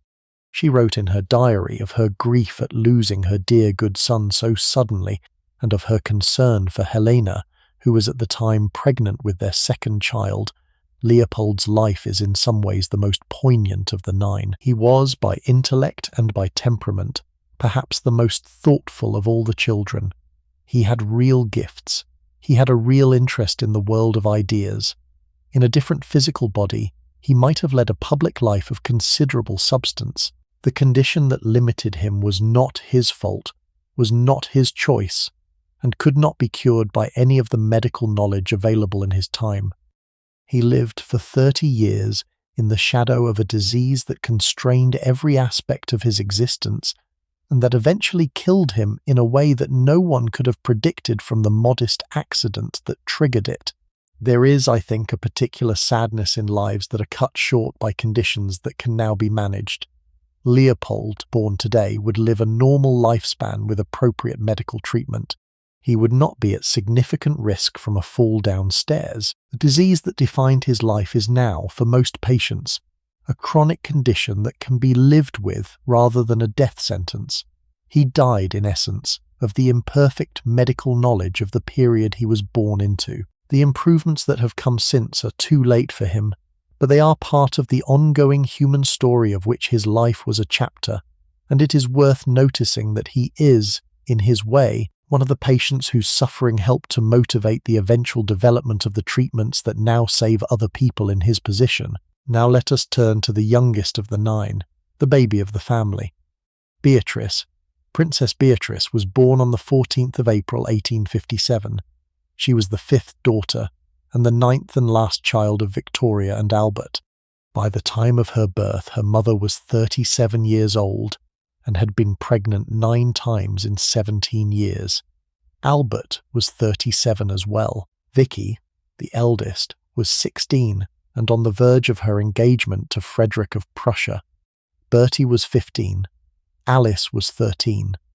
The household, with all the complexity of 9 children and the elaborate machinery of royal life, was in some ways the most full and most active it would ever be in the years immediately after Beatrice arrived. Then, 4 years later, everything changed. Albert died in December 1861, when Beatrice was 4 years and 8 months old. The youngest child, therefore, had only the most fragmentary memories of her father. She remembered him, dimly, as a kind, tall presence who picked her up and walked with her in the gardens. She did not remember him, in any detailed way, as the central figure of family life that her older siblings remembered. The Albert that Beatrice grew up with was not Albert himself, but the memory of Albert that her mother had constructed, and that had become, after his death, the dominant emotional fact of the family's life. Victoria, in the long years of her widowhood, settled into a particular relationship with her youngest daughter that would shape Beatrice's entire life. Beatrice, the Queen decided, was not going to leave her. The other daughters had married and gone away. Helena had married a man who agreed to live in England, but she had her own household and her own life. Beatrice would be different. Beatrice would stay with her mother. Beatrice would devote her life to the Queen's needs, accompanying her to Balmoral and Osborne and Windsor, helping with correspondence, managing the small details of royal life, and providing the constant filial companionship that the Queen had decided she required. This was not, on the face of it, a particularly attractive prospect for a young woman. Beatrice was by all accounts an intelligent, capable person, and she had her own preferences and her own dreams. But the Queen's expectations were, in this case, almost impossible to resist. Victoria had decided that Beatrice would not marry, or would marry only on terms that did not take her away from her mother, and the family arrangements were structured around this expectation for years. Beatrice was, accordingly, something close to her mother's full-time companion through her 20s. She accompanied Victoria everywhere. She handled the Queen's private correspondence. She read to her in the evenings. She managed the small social interactions of the court. She was, in essence, the family member designated to absorb the loneliness of the Queen's widowhood and to provide the steady human presence that Victoria required. The role consumed her young adult life almost entirely. The arrangement had, by the standards of late Victorian respectability, a certain logic to it. Royal princesses who did not marry traditionally lived with their parents and performed the various small functions of royal household life. Beatrice was simply doing, in a more intensive form, what unmarried daughters across the upper classes of the period were expected to do for their widowed mothers. The peculiar feature of her case was that the expectation was being applied to a young woman in her 20s rather than, as was more usually the case, to a middle-aged woman whose own marriage prospects had passed. Beatrice was, in effect, being asked to give up the possibility of marriage and an independent life altogether, in exchange for serving as her mother's emotional anchor for what might be many more decades. She did this without any visible complaint for nearly a decade. The historical record contains no indication that she resisted the arrangement, no evidence of attempted rebellion, no suggestion that she had argued for a different life. She accepted, as best the records show, the role her mother had assigned her, and she performed it with the dutiful attention that she had been raised to give to family obligations. Whether she was, in those years, secretly unhappy is a question the documents do not really answer. What we know is what she did, which was to accompany her mother, day after day, year after year, in the long widowhood that defined Victoria's late life. The household around Victoria in those years was a strange and somewhat enclosed environment. The Queen's grief had set the tone of all life around her. The servants moved quietly. The conversation at meals was constrained by the Queen's preferences. The visiting was limited. The travel was largely to the same residences year after year, on the same schedule, with the same supporting staff. It was in some ways a comfortable form of imprisonment, with all material needs supplied, but with very little of the ordinary movement and openness of a young person's life. Beatrice grew into adulthood inside this environment, and the texture of her early adult years was shaped by it in ways that took her, eventually, considerably out of step with most other women of her generation. Then, in 1884, at the age of 27, Beatrice fell in love. The man was Prince Henry of Battenberg, known in the family as Lico, a member of a minor branch of the Hesse family, who had been visiting at the wedding of one of his relatives to one of Beatrice's nieces. Henry was attractive, charming, and German, in the conventional way that minor German princes were charming and attractive in this period. Beatrice was 27, and she had spent the previous decade as her mother's secretary.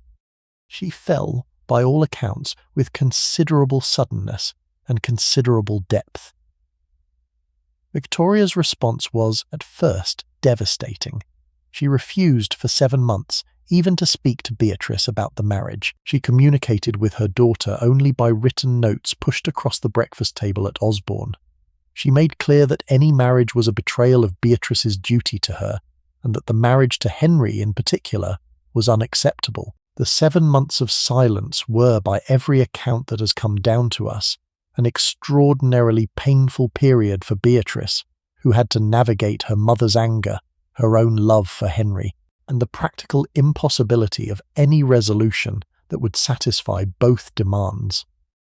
Eventually, the situation was resolved through the only compromise that was acceptable to Victoria. Henry agreed to give up his German residence and his German military career and to come to live in England, in the Queen's household after the marriage. Beatrice agreed that the marriage would not, in any practical sense, take her away from her mother. She would continue to perform the functions of her mother's secretary and companion. Henry would join the household and find his role within it. The marriage would be, in essentials, a conventional one in everything except the fact that the wife continued to live with her mother. Victoria, after 7 months of silence, finally accepted these terms, and Beatrice and Henry were married at St Mildred's Church near Osborne on the 23rd of July 1885. The marriage was by all accounts happy. Henry adapted to his peculiar position with apparent grace. He developed his own interests in his new country, took up a number of small public roles, and made himself useful within the household in various ways. Beatrice continued to serve her mother, but she now had her own husband, her own emotional life, and eventually her own children. The arrangement, however unusual, seems to have worked for the people involved. Beatrice and Henry had 4 children. The eldest, Alexander, was born in 1886. The second, Victoria Eugenie, called Anna, was born in 1887. The third, Leopold, was born in 1889 and was a haemophiliac, having inherited the gene from his mother, who, like several of her sisters, was a carrier. The fourth, Maurice, was born in 1891. The family settled into a settled rhythm of life within the Queen's household, with Henry growing increasingly restless about his lack of any serious occupation, but accepting the situation as the price of his marriage. Then, in 1896, Henry made a decision that ended his life. He volunteered for active service in a small colonial campaign in West Africa, a punitive expedition against the Ashanti Kingdom that was being mounted by the British colonial government. The expedition was the kind of small imperial action that the British were undertaking constantly during this period, and Henry's role was peripheral and largely ceremonial. He was not in serious physical danger from the military operation itself. The interior of West Africa, in the dry season of 1895 and 1896, was lethal to Europeans because of malaria. Henry caught malaria within a few weeks of his arrival, was invalided onto a ship for the return to Britain, and died on board the ship before it reached England on the 20th of January 1896. He was 37. Beatrice's grief was deep. She was 38 years old, the mother of 4 young children, and now a widow. She remained in her mother's household for the next 5 years, until the Queen's death in 1901, and continued to perform the functions she had performed since her early 20s. After Victoria died, Beatrice took on a new and somewhat unexpected role as the editor of her mother's private papers. The Queen had instructed Beatrice, in her will, to go through the enormous mass of personal correspondence and diaries that had accumulated over 6 decades, and to determine what should be preserved and what should be destroyed. Beatrice took this commission very seriously and spent the next 30 years working through the papers, copying out diary entries by hand, and burning the originals when she had finished her selection. The scale of the project is worth pausing on. Victoria had kept a daily journal for almost the whole of her adult life, beginning when she was a girl of 13 and continuing, with very few interruptions, until shortly before her death 68 years later.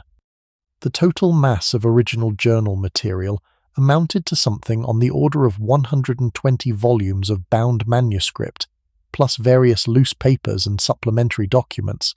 Beatrice's task was to read through the entire collection, identify the passages that she thought should be preserved, copy them out into a new set of volumes in her own handwriting, and dispose of the originals. The work required, by her own estimate, several hours a day for many years, and she pursued it with a dedication that was, in its way, characteristic of the duty-driven temperament she had developed in her years as her mother's secretary.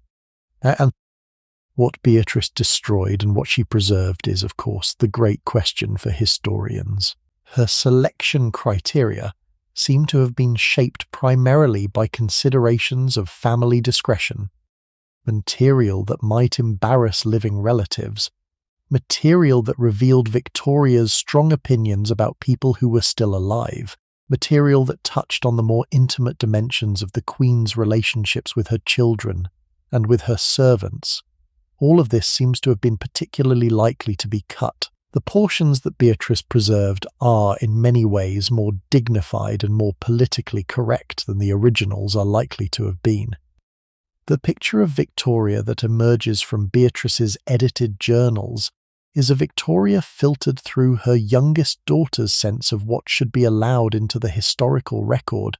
This was not, by Beatrice's lights, a betrayal of her mother. Beatrice had been instructed by Victoria herself to undertake this work, and she had been given discretion to make exactly the kinds of decisions she ended up making. The Queen had wanted her private papers handled by a family member rather than by an external archivist. She had wanted them filtered through the sensibility of someone who knew the family and understood what should not be left in. Beatrice did, in effect, exactly what her mother had asked her to do. The work was, by her own understanding, an act of filial duty rather than an act of historical interference. And then, the destruction of the original diaries is, for historians, one of the great losses of 19th century British royal documentation. Beatrice copied what she thought was suitable, edited as she went, and made decisions about what should survive that were shaped by her own sense of family discretion. Many of the more revealing details of the Queen's inner life, particularly in the years after Albert's death, may have been destroyed in this process. We will never fully know what was lost, because Beatrice was the only person who saw the originals before she destroyed them. She lived a long widowhood.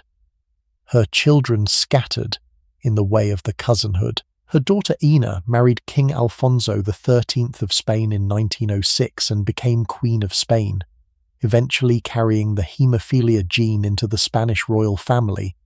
Her son Maurice was killed in the First World War in 1914 in the Battle of Mons, in one of the early engagements of the conflict. Her son Leopold died in 1922 after surgery, at the age of 32, of complications from his haemophilia. Her son Alexander survived the war and lived a long life, but the family suffered considerably through the events of the early 20th century. Beatrice herself lived through the First World War, the abdication crisis of 1936, and the early years of the Second World War. She died on the 26th of October 1944, at the age of 87, at Brantridge Park in Sussex. She was the last surviving child of Queen Victoria. With her death, the direct generation of the Victorian royal family came to an end. The world she died in was unrecognisable from the world she had been born into 87 years earlier. The British Empire was in the late stages of dissolution. The European royal families that had been the cousinhood of her childhood were mostly gone, deposed or murdered or living in exile. The British royal family itself had changed its name and adapted to a constitutional role that her mother would not have understood. Beatrice had outlived almost everything that had defined her early life. There is something quietly remarkable about the arc of Beatrice's life. She started as the petted youngest child of a great Victorian household, the baby everyone fussed over. She was almost lost, in her young adulthood, to a peculiar arrangement that bound her to her mother and seemed likely to consume her life entirely. She found, in her late 20s, the possibility of love and marriage. She had it for 11 years. She lost it. She returned to her mother's service. She outlived her mother and her husband and several of her children. She edited the historical record of her family, for better or worse, and shaped the picture that we now have of her parents' inner life. She lived, finally, into a world that her parents could never have imagined, and saw the entire framework of their lives replaced by something quite different. She is, in her way, a witness to the closing of an era, and her own life spans almost the whole of it. Before we pull back to look at the wider picture, I want to spend a few minutes on Victoria herself, in the long 40 years of her widowhood, and on what it was like to be the mother of these 9 grown children as they made their separate lives across Europe, and as the family she had built with Albert dispersed into the various courts and households where her grandchildren were now being born. Victoria's grief at Albert's death did not, as I have mentioned, ever really lift. She wore black for the rest of her life. She kept his rooms exactly as they had been at the moment of his death, with his clothes laid out and his shaving water brought up every morning in a kind of perpetual rehearsal of the moment when the household had still contained him. She visited his mausoleum at Frogmore regularly and spent long periods there in private prayer and reflection. She organised the publication of his speeches, the commissioning of his statues, the writing of his biography, with an intensity that some of her ministers found politically problematic. She withdrew almost entirely from the public ceremonial life of the throne for nearly a decade, in a withdrawal that became, by the late 1860s, a real source of anxiety to the political establishment, who feared that the British monarchy was losing its place in the public imagination. Within this larger weather of permanent mourning, Victoria conducted her relationships with her 9 adult children in ways that were by turns demanding, warm, intrusive, generous, and sometimes very difficult. She wrote to them constantly. She summoned them to her side for major family events, for visits to Osborne and Balmoral, for the various weddings and christenings and funerals that punctuated the family calendar. She involved herself in their marriages, in the upbringing of their children, in their household arrangements, in their political views, with a thoroughness that was, by the standards of the period, quite striking. She was not a remote, distant queen grandmother. She was an active, present, engaged, sometimes overwhelming presence in all of their lives, and they responded to her with the mixture of love and irritation and duty that adult children have always responded to such mothers with. She had her favourites and her difficulties, and the patterns shifted over the years.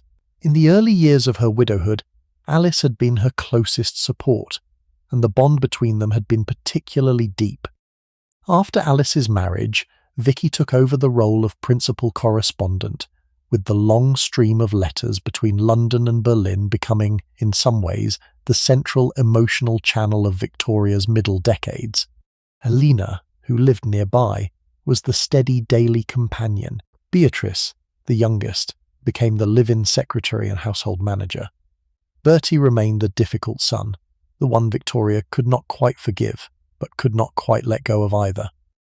The other children, more peripheral to the daily life of the Queen's court, drifted in and out as their own lives allowed.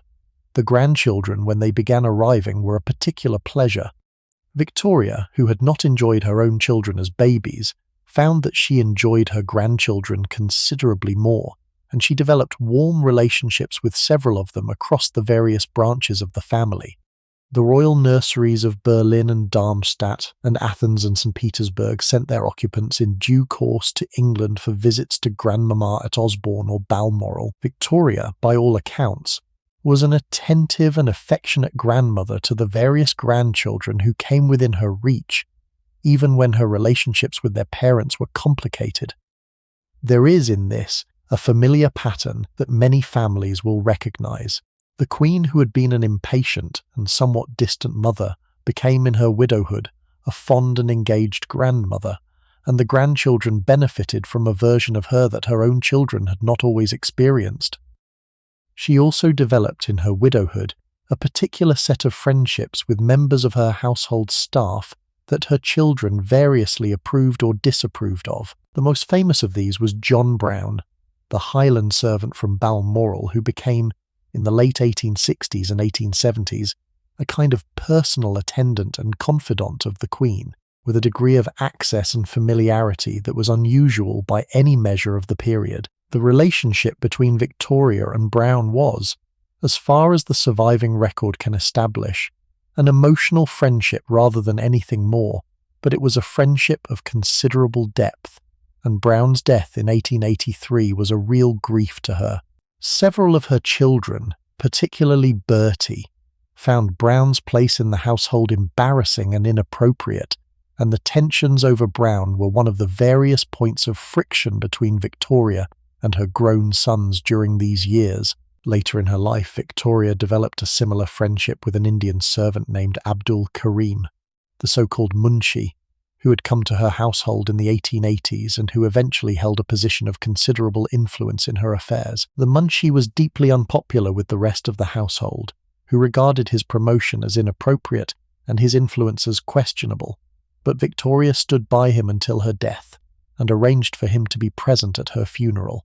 The episode is interesting partly because of what it shows about Victoria's own willingness in old age to make personal connections that crossed the lines of class and ethnicity that her court was much less willing to cross, and partly because of the way her children, after her death, set about systematically erasing the Munshi from the family record. Bertie, in particular, took some pleasure in dismantling what remained of his mother's relationships with her favourite servants, in what looks now like a kind of belated revenge for the years of his mother's distance from him. Pantagruel. Through all of this, the children continued to do their own things in their own lives. They married, they had children, they lost children, they suffered illnesses, they navigated the political crises of their respective countries, they wrote home, they visited, they received their mother's letters, and answered them as best they could. They attended the great family gatherings that punctuated the years, the Golden Jubilee of 1887, the Diamond Jubilee of 1897, the various weddings and funerals that brought the cousinhood together at Windsor, or at the great cathedrals of European capitals. The Diamond Jubilee of 1897, in particular, was the great public moment of Victoria's late life and the great gathering of her family. 60 years of her reign were celebrated with public processions through London, with a service at St. Paul's Cathedral conducted on the steps, so that the now immobile Queen could remain in her carriage, with parties and receptions and military parades that lasted for days. Almost all of her surviving children were present, along with many of her grandchildren and great-grandchildren. The photograph of the Queen in her carriage on the day of the Jubilee, surrounded by her family and her household, is one of the iconic images of late Victorian Britain, and it shows her, at 78, as the unmistakable matriarch of the great extended family that her 60 years of reign and her 40 years of widowhood had produced. Victoria died at Osborne House on the 22nd of January 1901, at the age of 81. She was attended in her last hours by her son Bertie, who would now succeed her as king, by her grandson Wilhelm of Germany, who had travelled urgently from Berlin to be present, and by various other members of her family who had been able to reach the Isle of Wight in time. The death itself was peaceful. She had been failing for some weeks, with a series of small strokes that gradually robbed her of speech and movement. She slipped away in the late afternoon, in her bed at Osborne, with the family she had created standing around her. Her funeral, 2 weeks later, brought the European cousinhood together for what would prove to be one of the last great unifying public moments before the war. Wilhelm of Germany, in a gesture that was widely commented on at the time, walked beside the new King Edward in the funeral procession through London. The various crowned heads of Europe, all of them in some sense her relatives, accompanied her body to its final rest beside Albert's at the Frogmore Mausoleum at Windsor. The whole pageant of late Victorian dynastic Europe was on display in what now reads with the knowledge of what came after, as a strange last gathering of a world that was about to end. The reactions of her children to her death varied. Bertie, the new king who had spent 40 years as the disappointing heir, suddenly became the central figure of the family. Vicky, in Berlin, was herself in the late stages of breast cancer and would die within a few months. Alice was already long gone. Helena, Louise, Arthur, and Beatrice would carry on, in their various ways, as senior members of the British royal family during the new reign. Each of them, in their private register, was now navigating a world without the central figure who had defined the previous half-century of their lives. The mother who had been demanding, present, sometimes overwhelming, sometimes exasperating, was now gone, and the absence was, for all of them, a complicated kind of relief and loss. Now let us pull back, before we close the evening, and look at the larger picture of what this family did to Europe. I mentioned near the start of the evening that the descendants of these 9 children would sit on the thrones of nearly every nation on the continent. Let me give you some specifics, because the scale of the cousinhood that Victoria and Albert produced is genuinely difficult to grasp until you see the names laid out. Vicky, the eldest, married into Germany. Her son Wilhelm became Kaiser Wilhelm II of Germany, ruling from 1888 to 1918. Her daughter Sophia married into the Greek royal family and became Queen of Greece. Through her children, the line ran into German, Greek, and Russian royal connections. Bertie, the second child, became King Edward VII of the United Kingdom. His son became King George V. His daughter Maud married into the Norwegian royal family, eventually becoming Queen of Norway when Norway separated from Sweden in 1905. The current British royal family descends, of course, from Bertie's line. Alice's daughter Alix married Tsar Nicholas II of Russia and became the Empress Alexandra. Her grandson, Alexei, was the haemophiliac heir to the Russian throne whose illness contributed to the political crisis that brought down the Romanov dynasty. Alice's other daughter, Ella, married a Russian Grand Duke, became a widow when he was assassinated, and entered religious life. Both Alix and Ella were murdered in 1918 in the Russian Revolution, in 2 separate incidents that took place within 24 hours of each other. Alfred's daughter Marie married King Ferdinand of Romania and became Queen of Romania. His other daughters married into German royal lines. Helena's children mostly stayed in Britain or married into minor German royal houses. Louise had no children. Arthur's daughter Margaret married the future King Gustav VI of Sweden, becoming Crown Princess. Her premature death meant that her own son did not succeed her, but the line continued. Leopold's daughter Alice carried the haemophilia gene forward into another generation. Beatrice's daughter Ina became Queen of Spain. Her sons by Alfonso XIII carried the haemophilia gene into the Spanish royal family.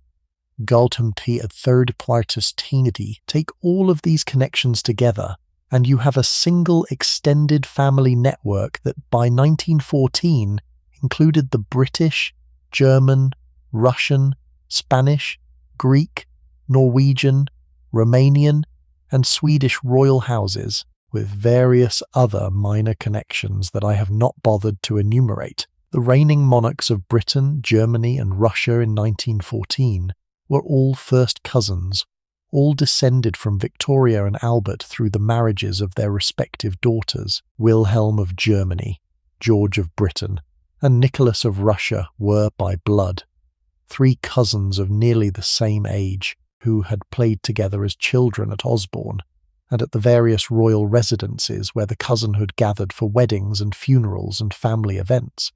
They knew each other personally. They had written to each other for decades. They had, in some cases, holidayed together, hunted together, and shared confidences that no one outside the family was allowed to hear. In August 1914, 3 of them went to war with the others. The events leading up to the outbreak of the First World War involved, at certain critical moments, Personal communications between these cousins, telegrams between Wilhelm and Nicholas in particular, that have become famous in the diplomatic history of the period as the so-called Willy and Nicky telegrams. The two emperors tried in those last days to use their personal relationship to pull back from the brink of war. They failed. The war went forward, and over the next 4 years it killed something on the order of 17 million people, brought down 4 of the great empires of Europe, and effectively ended the world that Victoria and Albert had built. The Willy and Nicky telegrams deserve a moment of attention because they show, in a particularly clear way, the strange situation that the cousinhood found itself in during the last days of peace. The telegrams were exchanged in the final week of July 1914 and the first day of August, as the diplomatic crisis triggered by the assassination at Sarajevo escalated toward general war. Wilhelm and Nicholas wrote to each other in English, the language they had used together since childhood, and signed their messages with the family nicknames they had used as boys. They addressed each other not as rival emperors but as cousins. They appealed to their long personal connection to find some way to step back from the catastrophe that was visibly approaching. The telegrams have a strange quality of intimacy and powerlessness in them. 2 middle-aged men who had grown up together at Osborne and Windsor and Berlin, suddenly trying to use the family relationships of their childhood to prevent a war that the machinery of their respective states was pulling them toward. In the end, neither of them could stop it. The mobilization orders went out. The armies marched. The personal relationships were swept aside by the political and militum of a system that had moved beyond the control of the men at its top. By early August, Germany was at war with Russia and France. By the end of the month, Britain had joined the war on the side of France and Russia. The cousins were now formally enemies. The Kaiser, in his palace in Berlin, was the man whose armies were trying to defeat the British Empire that his uncle had ruled. The Tsar, in Petrograd, was the man whose armies were on the same side as the British. The king, in London, was watching all of this with the awareness that his German first cousin and his Russian first cousin were now on opposite sides of a war in which his own country was deeply involved. The personal cost of the war for the cousinhood was very large. Several members of the extended family fought in the conflict, on opposing sides. Various princes who had grown up together at Windsor or at Osborne now found themselves serving in armies that were trying to kill each other's countrymen. Cousins who had attended the same weddings and shared the same family Christmases were now reading the casualty reports about each other's regiments. The summer holidays of childhood, the family gatherings at the Isle of Wight or in the Highlands or in the German spas, all of that shared private history was now part of the past, sealed off behind the wall of the present war. For George V in particular, the British king and the eldest son of Bertie, the war was a personal as well as a political nightmare. He was first cousin to both the Kaiser, whom he had played with as a boy, and to the Tsar, with whom he was on close terms and who he and his father had visited in St. Petersburg before the war. He was now leading the country that was at war with the Kaiser's country and allied with the Tsar's country, and the strangeness of this situation was a private burden that he bore for the entire duration of the conflict. The British royal family also had numerous German relatives, many of whom held titles in the British peerage and bore distinctly German names. In 1917, in response to public pressure, George had to formally change the name of the British royal house from Saxe-Coburg-Gotha to Windsor and ask his various German cousins to renounce their British titles. The change was, in some ways, the formal recognition that the Victorian dynastic system had been broken by the war. The royal family of Britain was now, officially, no longer the same kind of pan-European dynastic enterprise that Albert and Victoria had built. The fall of the Russian monarchy, in 1917, was another particularly painful chapter for the family. After the Tsar's abdication in March, his cousin George V and his cousin Wilhelm both faced the question of whether their respective governments would offer asylum to the deposed Russian royal family. Wilhelm, perhaps surprisingly, was inclined to help, but the German position in the war made any actual rescue impossible. George V initially supported the idea of bringing Nicholas and his family to Britain, but withdrew his support after consulting with his ministers, who were concerned about the political implications of harbouring a deposed autocrat in a country whose government was trying to maintain its own popular support during a difficult war. The decision, which George later regretted, sealed the fate of the Russian royal family. They were held in increasingly difficult conditions through the rest of 1917 and into 1918, and were murdered, as I have mentioned, in July 1918, in the basement of the house where they had been imprisoned in Yekaterinburg. The murders of the Russian royal family, when news of them reached the wider cousinhood, were felt as a direct family bereavement. Alexandra was Alice's daughter and therefore Victoria's granddaughter. Her 4 daughters and her son Alexei were Victoria's great-grandchildren. The British royal family, which had failed to extricate them from Russia in time, carried the knowledge of that failure as a kind of permanent shadow.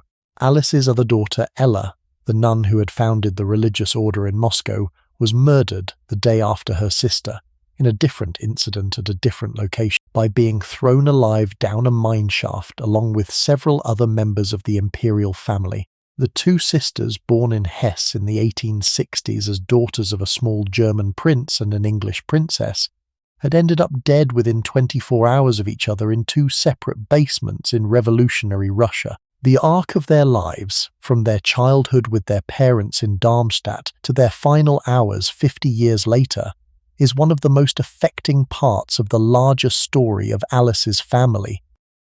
2 of the 3 cousin emperors did not survive the war. Nicholas of Russia was murdered in July 1918, along with his wife Alexandra, his son Alexei, and his 4 daughters, in a basement in Yekaterinburg by the Bolshevik forces that had taken him captive after the revolution. The murders, which I will not dwell on, ended Alice's line in Russia in a single night and have remained one of the most notorious events of the 20th century. Wilhelm of Germany abdicated in November 1918 and lived out his life in exile in the Netherlands, dying in 1941, having seen the rise of the Nazi regime that he had partly helped to create through his earlier policies, but that ultimately had no real place for him. George of Britain survived the war, continued to reign until his death in 1936, and presided over the British monarchy's transition to its modern constitutional role. The cousinhood after 1918 was effectively over. The Russian, German, Austrian and Ottoman empires were gone. The royal families that had been bound together by Victoria and Albert's marriages were now, in many cases, exiles or commoners. The Spanish line continued for a few more decades but was deposed in 1931. The Greek and Romanian lines staggered on through various crises but eventually fell. The Norwegian and Swedish lines, more sheltered, continue to the present day. The British line, of course, continues as well, and the current royal family is descended from Bertie's son George. The genetic legacy is its own particular story, the haemophilia gene that Leopold inherited from his mother, and that several of his sisters carried, spread, as I have mentioned, into the Russian and Spanish royal families through the marriages of Alice's daughter and Beatrice's daughter. The disease played a particular role in the fall of the Russian monarchy, because the illness of the heir Alexei led his mother Alexandra into the dependency on the so-called holy man Rasputin that helped to discredit the royal household in the years before the revolution. The Spanish royal family also suffered from the disease, with 2 of Ina's sons being haemophiliacs, and one of them dying in a road accident that became fatal because of his condition. The mutation that originated in or around Queen Victoria, in a single chance event in the mid-19th century, ended up shaping the political history of 2 major European monarchies. It is worth pausing on this for a moment, because the genetic story of haemophilia in Victoria's family is one of the more striking examples of how the small biological accidents that happen in any family can, when the family in question is reigning over substantial portions of the planet, have outsized political consequences. The mutation that affected Leopold and that several of his sisters carried was not, as far as we can tell, present in any of Victoria's documented ancestors. It seems to have arisen in the random way that mutations arise in or around her own conception. There is no genetic reason it should have appeared in the British royal family rather than in any other family in the country. It simply did, and the consequences of its appearance there cascaded out through the marriages of her daughters into a particular set of political crises that would not have happened in the same way if the mutation had occurred in any private household. The Russian case is the most consequential. Alexandra, Alice's daughter, married Nicholas II in 1894 and had 4 daughters and 1 son. The son, Alexei, was a haemophiliac. The condition was kept secret from the Russian public for years, but it dominated the inner life of the imperial family. Alexandra became, increasingly, a mother whose daily existence was organized around her son's medical condition. The Russian aristocrat and self-styled holy man Grigory Rasputin, who appeared to have a calming effect on the boy and who seemed, on at least one occasion, to have stopped a serious bleeding episode through prayer, became Alexandra's confidant. Rasputin's influence at court, which was extensive in the years immediately before the war, was a constant scandal. His murder by aristocratic conspirators in December 1916 came too late to save the dynasty. The combination of the war, the food shortages, the unpopular German-born empress, and the Rasputin scandal had eroded public support for the monarchy beyond any possibility of recovery, and within months the Tsar had abdicated. The chain of causation, from Victoria's chance mutation in the 1810s to the fall of the Romanov dynasty in 1917, is one of the more remarkable historical sequences of the modern era. The Spanish case was less politically consequential, but its own kind of family tragedy. Ina, Beatrice's daughter, married Alfonso XIII of Spain in May 1906 in a ceremony in Madrid that was itself the target of an assassination attempt. A bomb thrown at the wedding procession killed several people, though the king and his new bride were unharmed. Ina went on to have 7 children with Alfonso, of whom 2 sons were haemophiliacs. The eldest son, also Alfonso, died in 1938 from internal bleeding after a relatively minor car accident. The youngest son, Gonzalo, died in 1934, also from bleeding after a minor car accident, at the age of 19.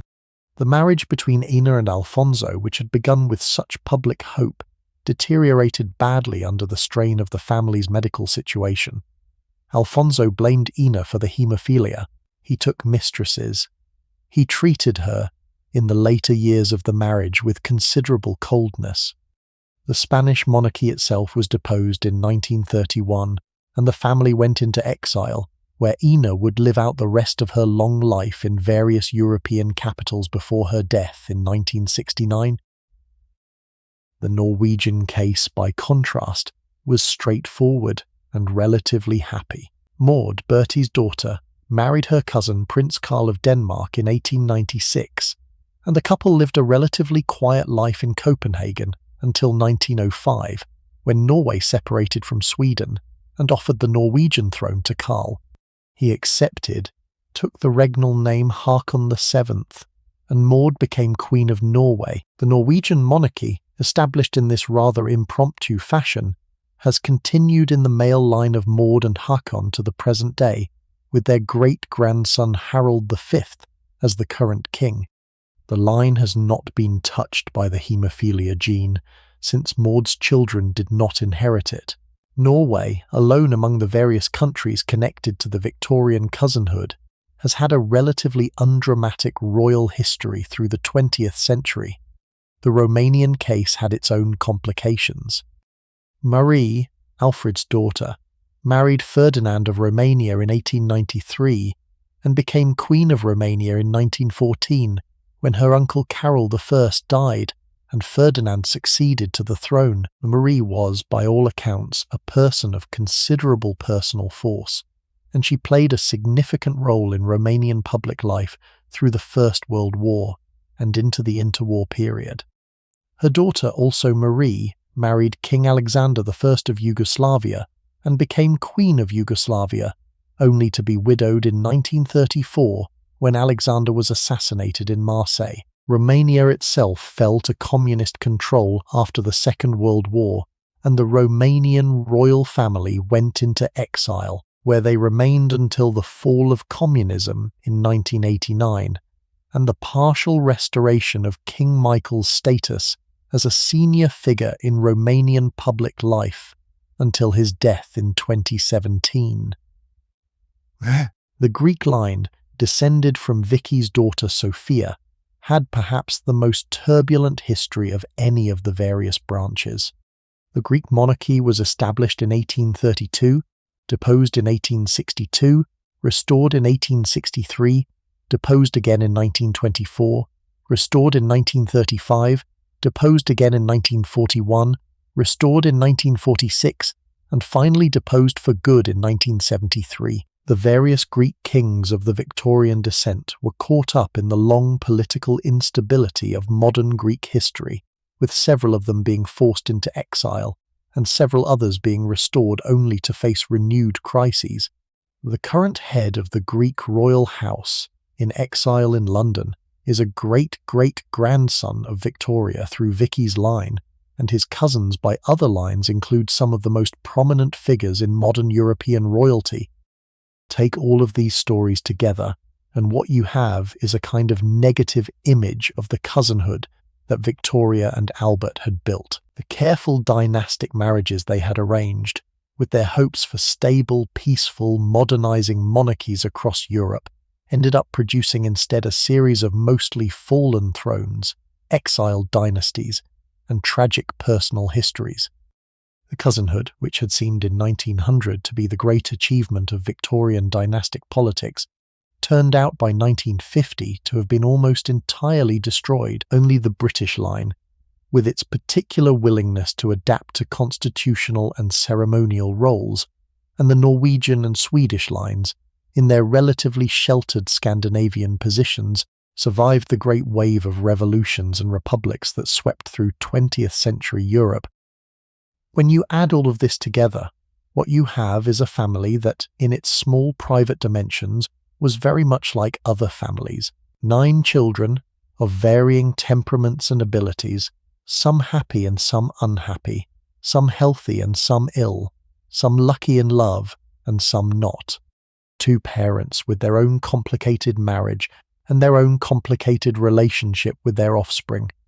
The usual mixture of affection, friction, pride and disappointment that any family of 9 children produces. Looked at from inside, the household was an ordinary family doing ordinary family things in slightly grander premises than most.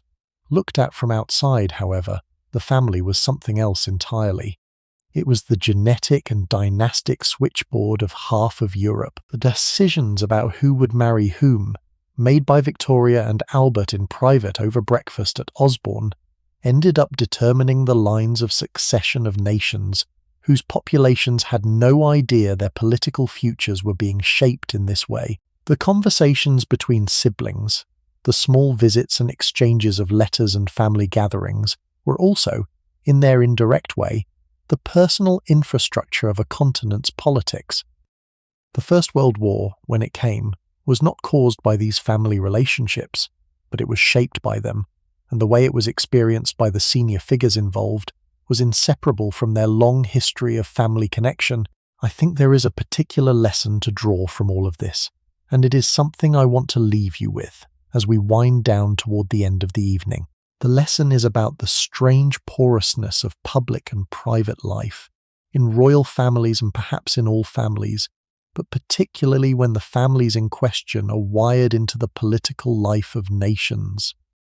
The story of Victoria and Albert's 9 children is, in one sense, the story of 9 private lives. Each of them grew up, found their place in the world, married or did not marry, had children or did not have children, faced their own particular happiness and their own particular grief, and eventually died.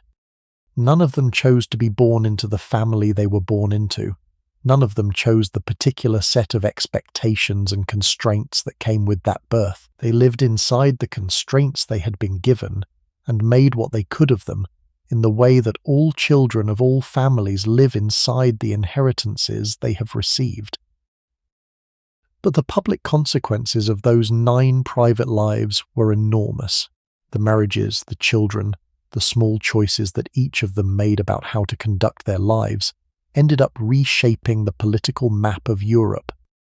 The personal qualities they had, the intelligence or the charm or the dutifulness or the difficulty, became, when they were placed in their respective positions, part of the public history of their countries.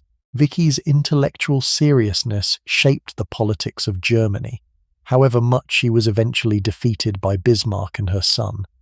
Bertie's social warmth shaped the diplomatic relationships of Britain. Alice's commitment to nursing reform shaped the medical institutions of Hesse. Each life had its public weight, even when the person living it would have preferred to live a more private existence. This is, I think, one of the things that makes royal families particularly interesting historical subjects. They occupy a peculiar position where the private and the public are in constant conversation with each other. The most ordinary family events, a marriage, a birth, a death, an illness, become matters of state. The most ordinary personal qualities, kindness or impatience or steadiness or volatility, become factors in the politics of nations. The boundary between the private family and the public state, which most of us experience as a fairly clear line, becomes for these families almost entirely permeable. What this does to the people inside such families is not always healthy. Several of Victoria and Albert's children were by any reasonable measure somewhat damaged by the position they were born into. Bertie spent his youth as a public failure under his parents' relentless critical scrutiny. Vicky lived for 30 years as the heir's wife, watching the country she had hoped to liberalize be steered in the opposite direction. Beatrice spent her young adulthood as her mother's full-time companion, subordinated to a relationship that she had not chosen. The position they had been born into shaped their lives in ways that were not always to their benefit, and in some cases caused them real suffering. But the position also shaped them in ways that gave them opportunities that other people did not have. Alice was able to engage in nursing reform on a scale that was not really possible for women of her era who had not had her connections. Louise was able to develop her artistic career in a way that benefited from the resources her position made available. Arthur was able to combine a serious military career with a serious public service career in a way that few people of his generation could have managed. The gifts of the position were real, even when the constraints also real. What we are looking at in the lives of these 9 children is in some ways a particularly intense version of the situation that all of us are in to some degree. We are all born into circumstances we did not choose. We all inherit a set of expectations and constraints from the families and the societies we come from. We all live, to some extent, inside the boundaries that have been set for us, and we all try to make what we can of the gifts we have been given. The royal version of this story is louder, more dramatic, and more publicly visible than the version most of us experience. But the structure of the story is recognizable. We see ourselves in it. We recognize the familiar dynamics of family love and family difficulty, of inheritance and rebellion, of duty and desire, even when the scale and the setting are entirely different from our own. And that, perhaps, is why these stories of royal families have such lasting hold on us. They are not, in the end, stories of distant strangers in golden palaces. They are stories of human beings, in particular family arrangements, working out how to live their lives. The arrangements are unusual, the settings are spectacular, but the people inside the arrangements are, when you look closely at them, not so different from the rest of us, with the same loves and the same disappointments and the same quiet small efforts to make sense of the lives we have been given. Thank you for spending this evening with the children of Queen Victoria. It is a long way from where we started, with that family photograph from 1857 to the various places these 9 lives ended up.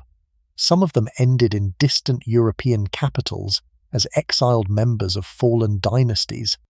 Some of them ended in the quiet country houses of England, surrounded by grown children and grandchildren. Some ended young of disease or accident before their lives had really begun to unfold.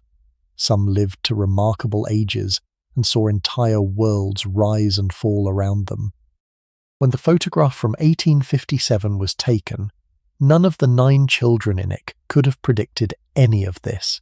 They were, at that moment, simply siblings in a particular family on a particular summer afternoon, posing for a portrait that would later be circulated as a public image of the royal household.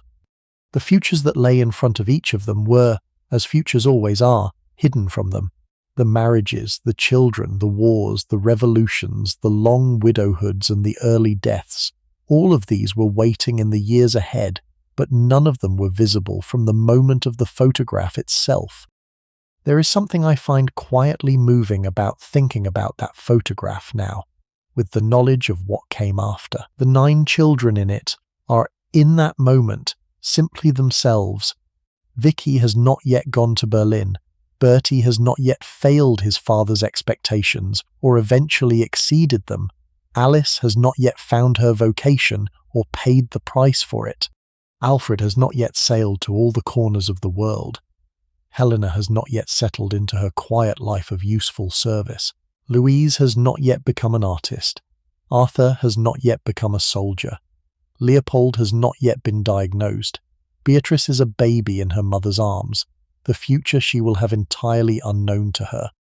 They are all, for the moment of the photograph, simply children in a family.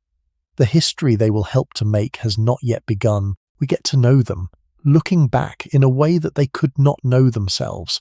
We see the shapes of their lives in their entirety, the arcs that they were living one day at a time. This is, I think, one of the consolations of historical knowledge. We come to know people who lived and died long before us, and we come to understand their lives in ways that they could not have understood themselves while they were living them. The understanding is incomplete, of course. There is always more we do not know than we do know, but what we do know is enough to make these long-vanished people feel, sometimes, like distant family of our own. We have spent the evening with them. We know their names. We know the broad shapes of who they were and what happened to them. We have, in this small way, kept their memory alive for another evening, in another century, in a world they would not recognize but that still includes, somehow, the small ongoing fact of their having been here.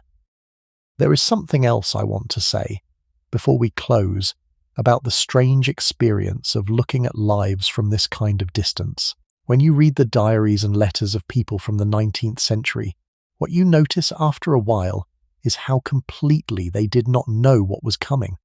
They lived their lives forward, day by day, with all the ordinary uncertainties about the future that any of us live with. They worried about small things and large things in the same breath. They made plans that they did not always carry through. They suffered illnesses they thought were minor and recovered and died from them in a kind of permanent unpredictability that we recognize because we live with the same unpredictability ourselves. Vicky, in 1888, did not know that her husband would reign for 99 days and then die of cancer. She thought, as she had thought for 30 years, that they had a long reign of liberalizing influence ahead of them. The 30 years of waiting were going to pay off. Then Frederick was diagnosed. Then he was dying. Then he was dead. And the 30 years of preparation turned out to have been, in retrospect, just preparation, with no period of accomplishment to follow. Vicky lived the rest of her life with the awareness that the thing she had been waiting for was not going to come. Alice, in 1878, did not know that the diphtheria moving through her household was going to kill her along with her youngest daughter. She nursed her children, as she had nursed her father 17 years before, with the assumption that she would be the one who survived. She did not survive. The death came as a kind of small shock, both to her and to the family who lost her, Leopold, slipping on the stairs in Cannes in 1884, did not know that the small fall was going to kill him. He had lived for 30 years with the awareness that any minor injury was potentially fatal. But the falls had not, before this one, been fatal. He had recovered, again and again, from the kinds of injuries that any haemophiliac of the period had to recover from. There was no reason to think that this particular fall would be the one that ended his life. And yet it was. These small surprises of mortality are, I think, what makes the lives of historical people so recognizable when you spend any time with them. They were not, while they were living their lives, the figures we now turn them into in our histories. They were people, with all the ordinary uncertainty of being a person. They did not know how the story would end. They were inside the story, doing what they could with the information they had, and the larger pattern that we now see was, for them, simply the unpredictable unfolding of one day after another. There is perhaps some comfort in this for those of us who are still inside our own unpredictable unfoldings. We do not know how our own stories will end. We do not know which of the small choices we make today will turn out to have been the consequential ones. We do not know which of the people we love will outlive us, and which we will outlive. We are inside our own version of what Victoria and Albert's 9 children were inside, and we are doing what they did, which is to live forward, with whatever wisdom and care we can manage, into a future we cannot see. The lives of these 9 children, looked at from this distance, are a kind of reminder that this is, in the end, what life is. It is not a finished story that we are reading. We do the best we can. We love the people we are given to love. We pursue the work that is in front of us. We endure the losses that come and try to find a way through the grief on the other side of them. We get to whatever ending eventually finds us. And the ending, when it comes, is part of the larger pattern that someone, eventually, may try to look at and make sense of in the way that we have just spent the evening trying to make sense of these particular 9 lives. The 9 children of Queen Victoria are all gone now. They have been gone for a long time. Beatrice, the last of them, died over 80 years ago. The world they shaped is gone too, in any direct sense. The cousinhood that bound the courts of Europe together has dispersed. The empires they ruled have ended.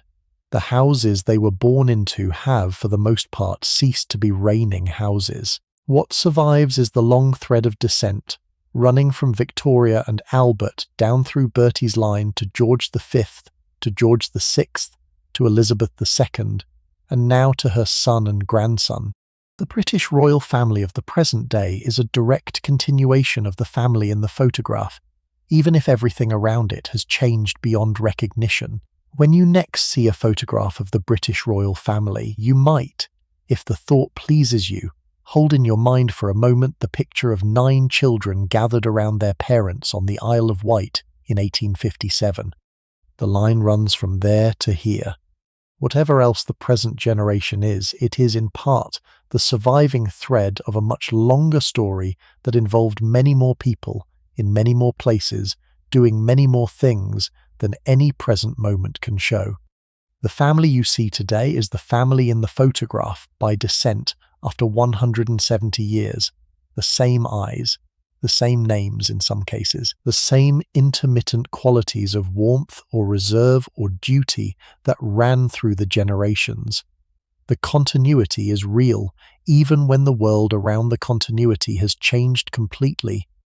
And the story continues, of course, in all the side branches that we have spent the evening following. The descendants of Vicky, of Alice, of Alfred, of Helena, of Arthur, of Leopold, of Beatrice, are still alive in various countries, in various walks of life. Some of them are still in the various royal and aristocratic families of Europe. Many of them are not. Some of them know about their descent from Queen Victoria. Some of them have no particular awareness of it. The thread of biological connection runs through them all, regardless, and the small fact of their existence is, in its way, the long, quiet aftermath of the household at Osborne in 1857. The 9 children spread out into the wider world, and their descendants are now woven into the populations of dozens of countries in numbers that no one has ever fully counted, in lives that bear no particular trace of their famous ancestor and that proceed day by day in the same ordinary unfolding that all our lives proceed, in family stories when they last long enough, become history. Histories, when they are looked at closely enough, become family stories. The two registers, which seem at first to be entirely different things, turn out, when you spend any real time with them, to be the same thing seen from different angles. Victoria's 9 children lived their lives as members of their particular family, doing what families do. The fact that the family in question happened to be reigning over much of the world is, in some ways, beside the point. They were, in the end, just a family, and the particular shapes of their lives were, in the end, just the particular shapes of 9 ordinary human existences lived out in the unusual setting that birth had given them. That is perhaps the largest thing I want to say tonight. The royal stories that we tell are, in their bones, family stories. The cast of characters is different, the settings are different, the consequences are different, but the basic shape of human life, with its loves and its losses and its small efforts to do the best we can with what we have, is recognizable across the difference. We know these people, the 9 children of Queen Victoria, because they were people, and we are people. The recognition is what makes the story worth telling, evening after evening, in the small dark hours when the world is quiet and we have time to listen. Sleep well, stay warm, be kind to the people in your house. And I will see you in the next one.